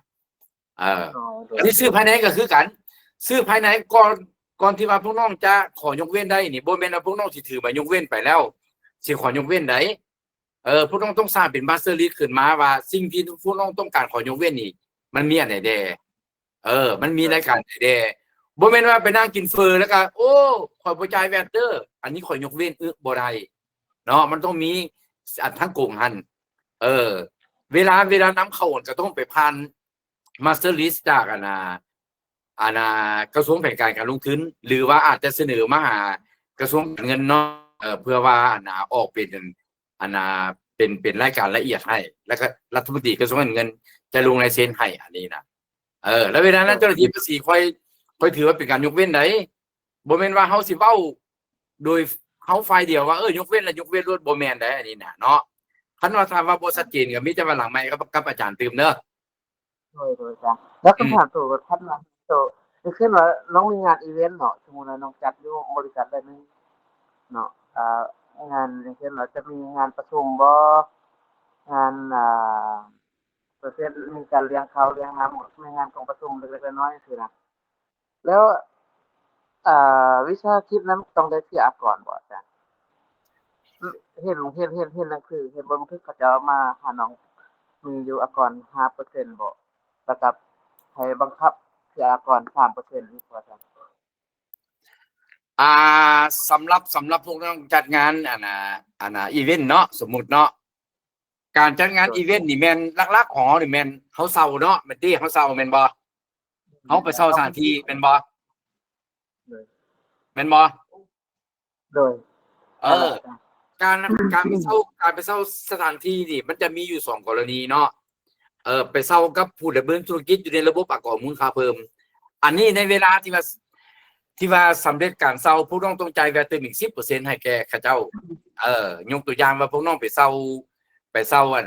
โรงแรมมันคาพาซ่าซะจัดงานอีเวนต์ซะในเวลาที่ว่าพวกน้องสำเร็จการบริการปุ๊บนี่นะคาพาซ่าจะออกไปคิดเงินให้น้อง 110% โลดอันนี้จ่ายแต่แวต 10% จบเท่านั้นเนาะจบเท่านั้นบ่ได้เสียอย่างตื่มเขาได้ไปเก็บเงินตัวนั้นออกมาปุ๊บก็ถือว่าจบแล้วขั้นตอนมัน แล้วอีกกรณีหนึ่งถ้าว่าพวกน้องไปเช่ากับบุคคลแบบนี้นะเนาะไปเช่ากับบุคคลสมมุติว่าอาจารย์มีเดินซะเนาะอาจารย์มีเดินซะหรือว่านิติบุคคลซะเนาะไปเช่ากับกระทรวงการเงินไปเช่ากับกรมกรมีเดินเนี่ยเนาะอันนี้นี่แม่นในเวลาที่ว่าสำเร็จการสนองการบริการนี่นะก็อันกรมกรหรือว่าบุคคลน่ะนะที่บริดำเนินธุรกิจนี่นะบ่มีสิทธิ์เก็บบ่มีสิทธิ์เก็บแวตเนื่องจากว่ากระทรวงการเงินหรือว่าบุคคลผู้นั้นบ่ได้ดำเนินธุรกิจเนาะแต่กระทรวงการเงินกับผู้ดำเนินธุรกิจผู้นั้นกระทรวงการเงินกับผู้มีรายได้ผู้นั้นน่ะต้องไปจ่ายเสียมีหน้าที่ไปจ่ายอากรรายได้คือบุคคลให้เช่าเนาะบุคคลให้เช่าการให้เช่าทุกการให้เช่านี่กฎหมายกำหนดไว้ว่าให้ถืออัตรา 10% ผู้ที่เอาสถานที่ให้น้องเช่าต้องได้มีหน้าที่ไปจ่ายอากรรายได้จากการให้เช่า 10%หรือกรณีพวกน้องไปเช่ากับกรมกรกระทรวงการเงินสมมติเนาะกรมกรก็มีหน้าที่เอารายได้จากการให้เช่าเนาะไปแจ้งจ่ายอากรรายได้ในอัตรา 10%โอ้แล้วประเภท ส่วน 3% นี่มัน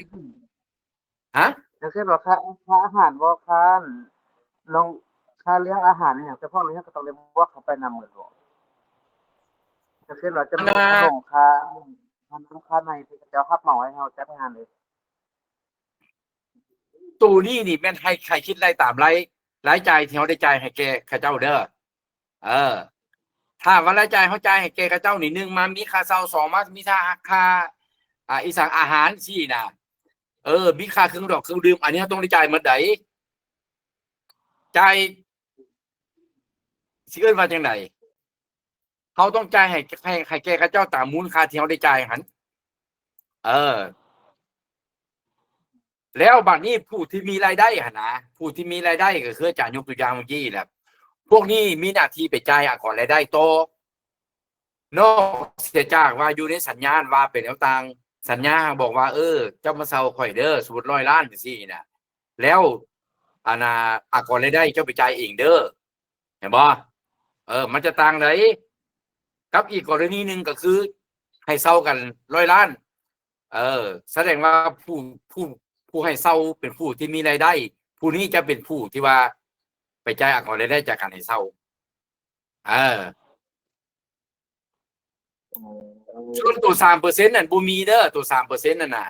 3% นี่ตัวนี้มันอากรกำไรคิดรายแบบบังคับอันนี้น่ะแล้วฮอดมืออาจจะแม่นวันเสาร์หน้าอาจารย์จะลงเรื่องสู่ฟังอันนี้น่ะอากรกำไรแบบบังคับ 3% ตัวนี้โดยอาจารย์สมมติว่าเช่นว่าสมมติน้องลูกไปได้เช่นว่าน้องเป็นครูจัดอีเวนต์เนาะอาจารย์ก็เป็นบุคคลโดยทั่วไปอาจารย์ก็บ่มีคืออาจารย์มีสถานที่อยู่แล้วเนาะแล้วอาจารย์อยากให้คุณน้องนี่เป็นช่วยในการจัดอาหารบ่จัดที่หยังเข้าไปแล้วค่าเช่าคืออาจารย์เป็นผู้รับแสดงว่าน้องต้องเสียแต่เท่าค่าอาหารจังซี่บ่อาจารย์พออาจารย์มีบริษัทแล้วอาจารย์จะจัดองค์ประชุมแล้วอาจารย์บ่มีเรื่องอาหารคือเรื่องน้ำเครื่องดื่มจังพวกนี้นะแล้วอาจารย์พุทธน้องเรื่องนี้ให้เมื่อใดเงินอาจารย์จะให้น้องอยู่อาจารย์ก็บ่ได้คิดหลายเรื่องค่าเช่านำน้องเนาะน้องได้รับแต่เรื่องค่าเช่าค่าอาหารจังซี่บ่อาจารย์เดี๋ยวนี้ให้เข้าใจว่าสิอาจารย์นี่เป็นผู้ให้เช่าสถานที่เนาะพวกน้องนี่เอาพวกน้องมาเช่าสถานที่ของอาจารย์แล้วพวกน้องเอาอาหารเครื่องดื่มมาเองเนาะโดยอันนี้นี่แม่นอาจารย์จะเก็บแต่ค่าเช่าอย่างเดียวส่วนว่าอาหารเครื่องดื่มที่พวกน้องเอามาอันนี้เป็นรายจ่ายของบริษัท แล้วเวลานั้นล่ะเวลาพวกน้องไปซื้อเนี่ยต้องมีหลักฐานการลงรายจ่ายอันนี้นะอาจารย์จะบุเกี่ยวตัวนี้เนี่ยค่อยแนะนำค่อยแนะนำผู้ที่ว่าสนองสถานที่ให้เจ้านี่ค่อยจะเอาตามรายรับที่ว่าเก็บตามรายรับที่ว่าเจ้าจ้างค่อยเท่านั้นส่วนว่าน้ำบ่อาหารเจ้าสินำมาเองก็เรื่องของเจ้าตกลงกัน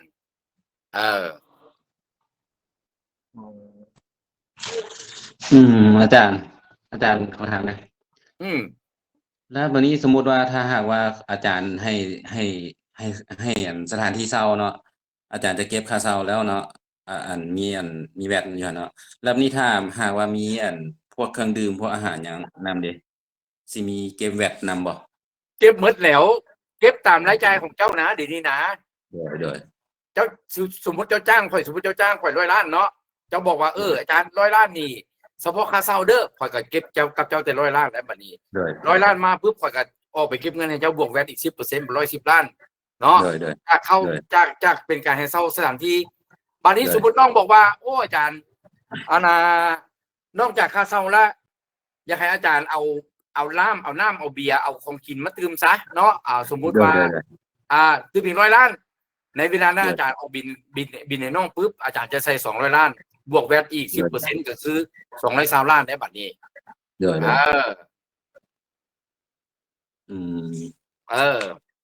เพราะว่าให้เข้าใจว่าผู้มีรายได้แม่นเอาตามยอดรายได้ตัวจริงเนาะผู้มีรายรับก็คือเอาตามยอดรายรับตัวจริงยอดรายรับตัวจริงตัวนี้มาจากไสมาจากการสนองสินค้าและการบริการจากการแลกเปลี่ยนจากการให้ล่าเนาะจากการให้ล่าจากการใช้หนี้ต่างๆสมมุติว่าอันนั้นน้องบอกว่าเดี๋ยวนี้อาจารย์น้องขอเช่าอันที่อาจารย์นี่100 ล้านเนาะแต่ว่าให้อาจารย์เนี่ยเอาอาหารเครื่องดื่มให้น้องอีก100 ล้าน200 ล้านเนาะแต่ว่าน้องจะจ่ายอาจารย์เงินอีก100 ล้านส่วนอีก100 ล้านนี่น้องจะให้อาจารย์อันน่ะเป็นเฮือน้ำเที่ยวซะเนาะเปลี่ยนกันนะอันนี้เวลาอาจารย์ออกบิน200 ล้านให้ได้เพราะว่าส่วนหนึ่งข่อยจะได้เป็นเงินส่วนหนึ่งข่อยจะได้เป็นอันว่าน้ำเที่ยวใหม่นะอันนี้เป็นการแนะนำการแลกเปลี่ยนโอเคได้เนาะโอเคแล้วเฮาบ่เบิ่งตัวต่อมาเนาะสินค้าตัวที่1ยกเว้นเนาะกลายเป็นแล้วบัดนี้ยกเว้นมันมี2กรณีคือยกเว้นนำกฎหมายของมูลค่าเพิ่มมันแล้วก็ยกเว้นตามปฏิของสภาแห่งชาติเนาะ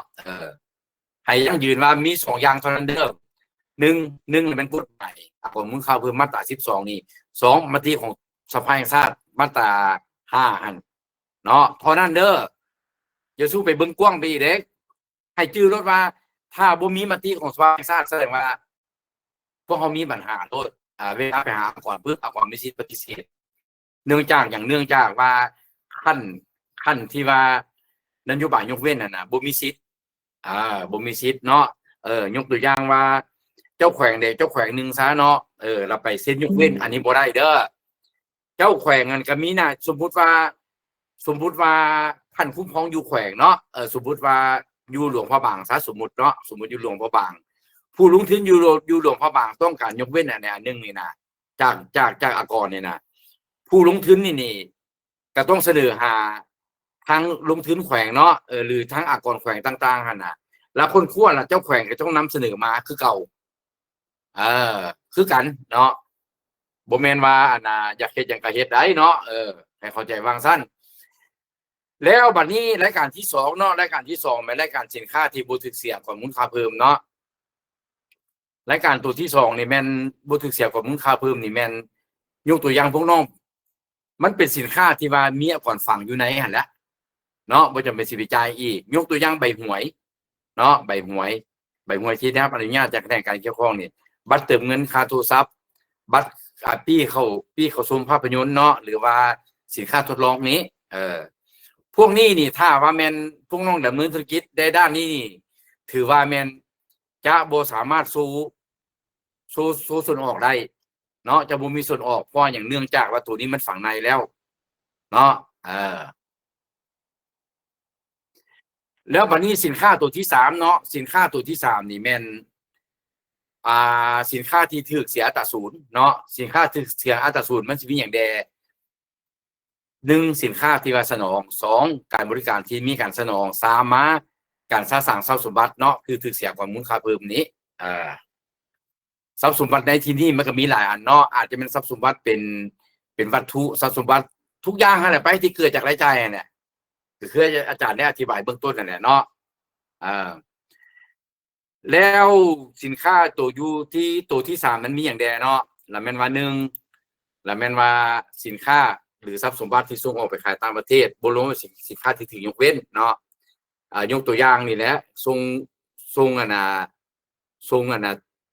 จากยิบผ้ามือ2ไปขายอยู่ต่างประเทศแล้วอันนี้ก็ยกเว้นนี่นะเนาะและอันที่2แล้วเป็นการบริการเกิดขึ้นอยู่สปป.ลาวเนาะตัวอย่างมาเข้าขอเนาะบ่แม่นผู้มอบเอาข้อมูลค่าเพิ่มคอนี่นะได้ออกแบบตึกก่อสร้างเนาะโดยประกาศอยู่เว็บไซต์ซะเนาะว่าสิว่ามีแบบตึกขายแล้วก็ยกตัวอย่างสมมุติว่ามีลูกค้าจากต่างประเทศมาขอซื้อแบบตึกดังเก่าน่ะเพื่อไปปลูกสร้างล่ะอยู่ต่างประเทศนี่นะอันนี้ก็ถือว่าบ่ถูกแวดลาวบ่ถูกแวดลาวเป็นศูนย์หรือว่ากรณีที่2เนาะแล้วแม่นว่าบริษัทท่องเที่ยวเนาะได้เอาเรือให้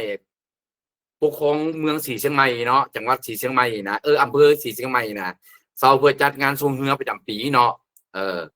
อันนี้นี่เซาอยู่ลาวอยู่แต่ว่าเรือที่เซาไปเนี่ยไปนำใช้อยู่ไทยอันนี้ก็ถือว่ายกเว้นบ่แม่นยกเว้นถือเป็นอัตราศูนย์หรือว่าอีกกรณีนึงยกตัวอย่างว่าพวกน้องหลายเซารถรู้เนาะรถโจ๊กรถเกตรถยังไงนะเนาะให้แก่แ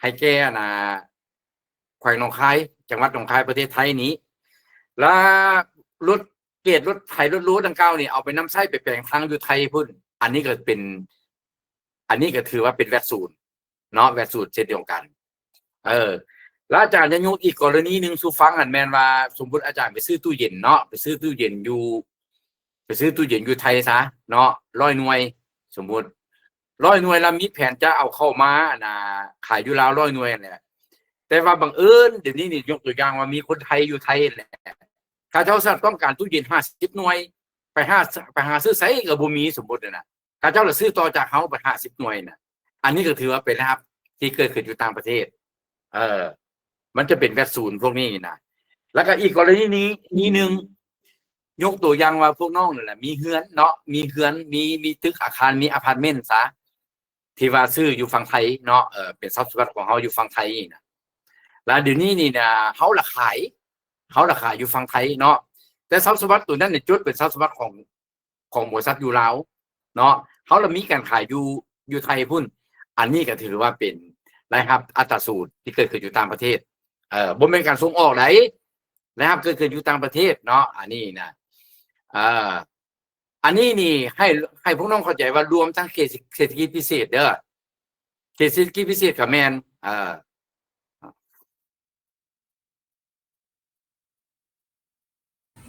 โดยอาจารย์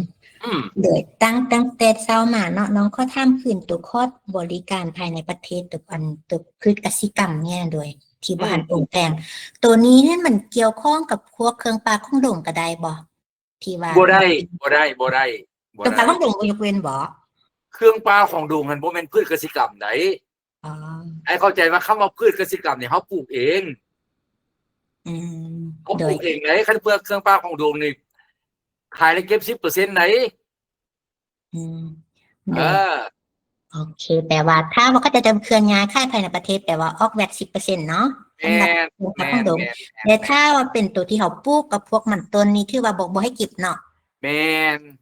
ให้เข้าใจว่าสินค้ากสิกรรมใหม่ความว่าสินค้าที่ว่าเขาเป็นผู้ปลูกเอง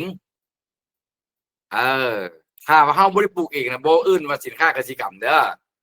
โดยเข้าใจอาจารย์คำว่าเครื่องปลาของดงนี่เกิดขึ้นโดยธรรมชาติเนาะโดยสวัสดีขอรบกวนถามอีกเรื่องอะไรกันโดยพอดีว่าสมมุติว่าน้องมี เป็นสินค้าส่งออกของเช่นยางพาราเนาะมันจะเกี่ยวข้องกับเกษตรกรรมเนาะส่งออกยางพารานี่ส่งไปทางร้านเนาะพอดีว่า2-3 ปีที่ผ่านมาประเทศเขาเจ้าว่าต้องมอบอากรต้องแจ้งอากรกำไรทุกเดือนว่าซั่นแล้วหลังๆมานี้ก็ทางเฮาก็เฮ็ดเป็นแจ้งอากรกำไรผ่านระบบแท็กลิสเนาะมันก็มีแต่แจ้งอากรกำไรมีแต่ปีหนึงมีแต่2เทื่อนะอาจารย์เนาะแล้วมีเจ้าหน้าที่ทางด้านเพิ่นก็ถามมาว่าเป็นหยังคือบ่เห็นการแจ้งอากรประจำเดือนกับแจ้งอากรกำไรประจำเดือนจังซี่ทางเฮาเลยบ่ฮู้ว่าสิตอบแนวใด อ่ก่อนกำไรนี่แม่นจะเป็นมื้อวันเสาร์อาทิตย์หน้าเนาะแต่อาจารย์ก็ตอบก่อนเลยก็ได้เนาะก็ถือว่าเดี๋ยวนี้นี่นะโดยหลักการเนาะก่อนกำไรมันเฮามีการมอบ2ครั้งต่อปีครั้งที่1อันบ่เกินวันที่20ของเดือน7และก็ครั้งที่2บ่เกินวันที่20ของเดือน1ของปีถัดไปหั่นเนาะแล้วในเวลาที่เฮาส่งออกสินค้าไปต่างประเทศตัวนี้นะโดยหลักการแล้วก่อนบ่สามารถคิดรายแบบบังคับเป็นครั้งเป็นเที่ยวกับเฮาได้พอกฎหมายเปิดไว้เขาสามารถเสียก่อนคิดได้แบบบังคับได้2กรณีคือ1ล่ะแม่นว่าบริษัทของพวกน้องล่ะนำใช้ระบบบัญชีบ่ถูกต้องหั้นบ่ถูกต้องจังได๋มื้อหน้าค่อยว่ากันแต่มื้อนี้ให้เห็นภาพก่อน2ล่ะแม่นพวกน้องมีการซุ่มใช้สินค้าและการบริการจากนิติบุคคลต่างประเทศที่บริษัทตั้งวิสาหกิจอยู่สปป.ลาวหั้นเนาะบนพื้นฐานต้องมาจากประเทศที่บ่มีสัญญาดีๆกับลาวหั้นและเป็นว่าถูกคิดได้ก่อนกำไรแบบบังคับมันมีแต่2กรณีนี่ส่วนที่เหลือนี่แม่นถ้าว่ามีการเท็จตัวจริงนี่อันนี้บ่ชอบด้วยกฎหมายเนาะอันนี้นะถ้าว่าติดพันกับก่อนแขวงใดก็ลองให้ข้อมูลมาเบิ่งและอาจารย์จะประสานกับเขาจ้อนตืมเนาะอันนี้นะอันนั้นเป็นกรณีนึงกรณีที่2ก่อนที่ต้องยืนแจ้งเสียประจำแต่ละเดือนน่ะมันจะมี1ก่อนมูลค่าเพิ่มเนาะใบแจ้งก่อนมูลค่าเพิ่มต้องยืนเป็นแต่ละเดือน2ใบแจ้งก่อนซุมไส้ถ้าว่าวิสาหกิจดังกล่าวหักไปเคลื่อนไหว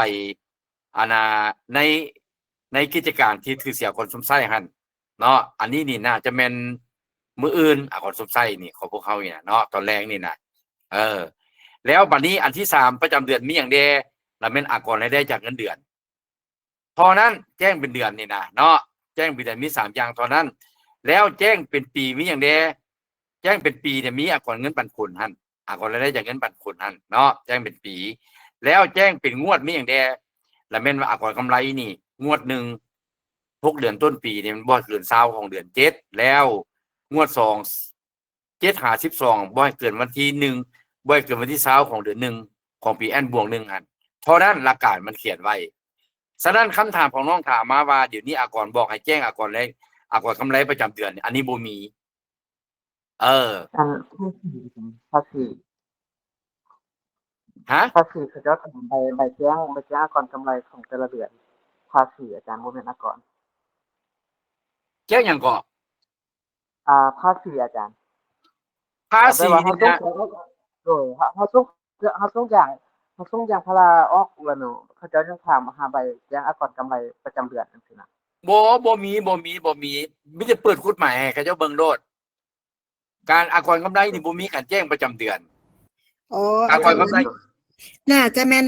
นั้นเป็นเที่ยวก็จะไล่จากการค่าตัวนี้นะคันว่าส่งยางพาราออกนะก็เจ้าจะไล่ค่าเที่ยวบ่แม่นบ่แม่นก็บ่แม่นภาษีคิดว่าเราคือสิแม่นตัวเสียเป็นเที่ยวนะมีรถจักรคันล่ะทางการค้าเพิ่นจะเฮ็ดใบคิดไล่ออกมาเนาะแล้วตัวนี้เราต้องไปมอบอันนี้นี่ให้พวกน้องเข้าใจจังซี่เนาะเฮาก็นั่งรวมกันเฮาก็นั่งกำลังฝึกอบรมกันนี่นะแล้วแม่นว่าเฮาตามกฎหมายเฮาบ่ได้เอาตามหลักปฏิบัติเนาะเพราะซั่นสิ่งที่อาจารย์กำลังให้ข้อมูลพวกน้องอยู่นี่ปัจจุบันนี้นี่แม่นให้ข้อมูลตามกฎหมายแต่ว่าตัวที่ว่าก่อนกำลังไล่เป็นข้างเป็นเที่ยวนะอันนี้บ่แม่นนิติกรรมกำหนดพฤติกรรมกำหนดอันนี้นะเขาเจ้าเฮ็ดไปตามพฤติกรรมบ่แม่นเฮ็ดไปตามนิติกรรมเนาะเข้าใจเนาะคำว่านิติกรรมกับพฤติกรรมนี่นะเพราะซั่นสิ่งในระยะผ่านมาสมมุติมีการคิดไล่ก็มีการคิดไล่บ่ถูกต้องมีการคิดไล่บ่ถูกต้องเนาะให้เข้าใจว่าจังซี่เพราะก่อนกำไรก็คืออาจารย์เว้าแหละมันมี2กรณีเท่านั้นก็คือ1คิดไล่แบบบังคับนะ มันมีสองกรณีเท่านั้นก็คือหนึ่งกรณีคิดไรคิดไรเป็นปีเนาะเนื่องจากว่าเขาถือภาษีบ่ถูกต้องหันหรืออีกกรณีหนึ่งมันคิดไรทุกครั้งที่เรามีการรับการส่งสินค้าและการบริการจากนิติบุคคลต่างประเทศที่บ่มีภูมิลำเนาบนพื้นฐานต้องมาจากประเทศที่ว่าบ่มีสัญญาดีที่กับเราแสดงว่าเขาเว้าง่ายๆกันจังซี่นี่มันกลุ่มรวมไปหมดแล้วเนาะมันมีแต่2คนนี้เท่านั้นถ้าว่ามีกรณีที่3ที่4ถือว่าบ่ถูกต้องเบิ่งเด้ออาจารย์จะเปิดให้เบิ่งก่อนได้เด้อบ่เดียว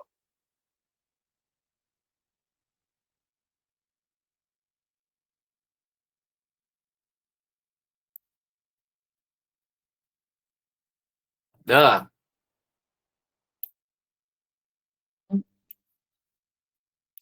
ตัวสีเหลืองนี้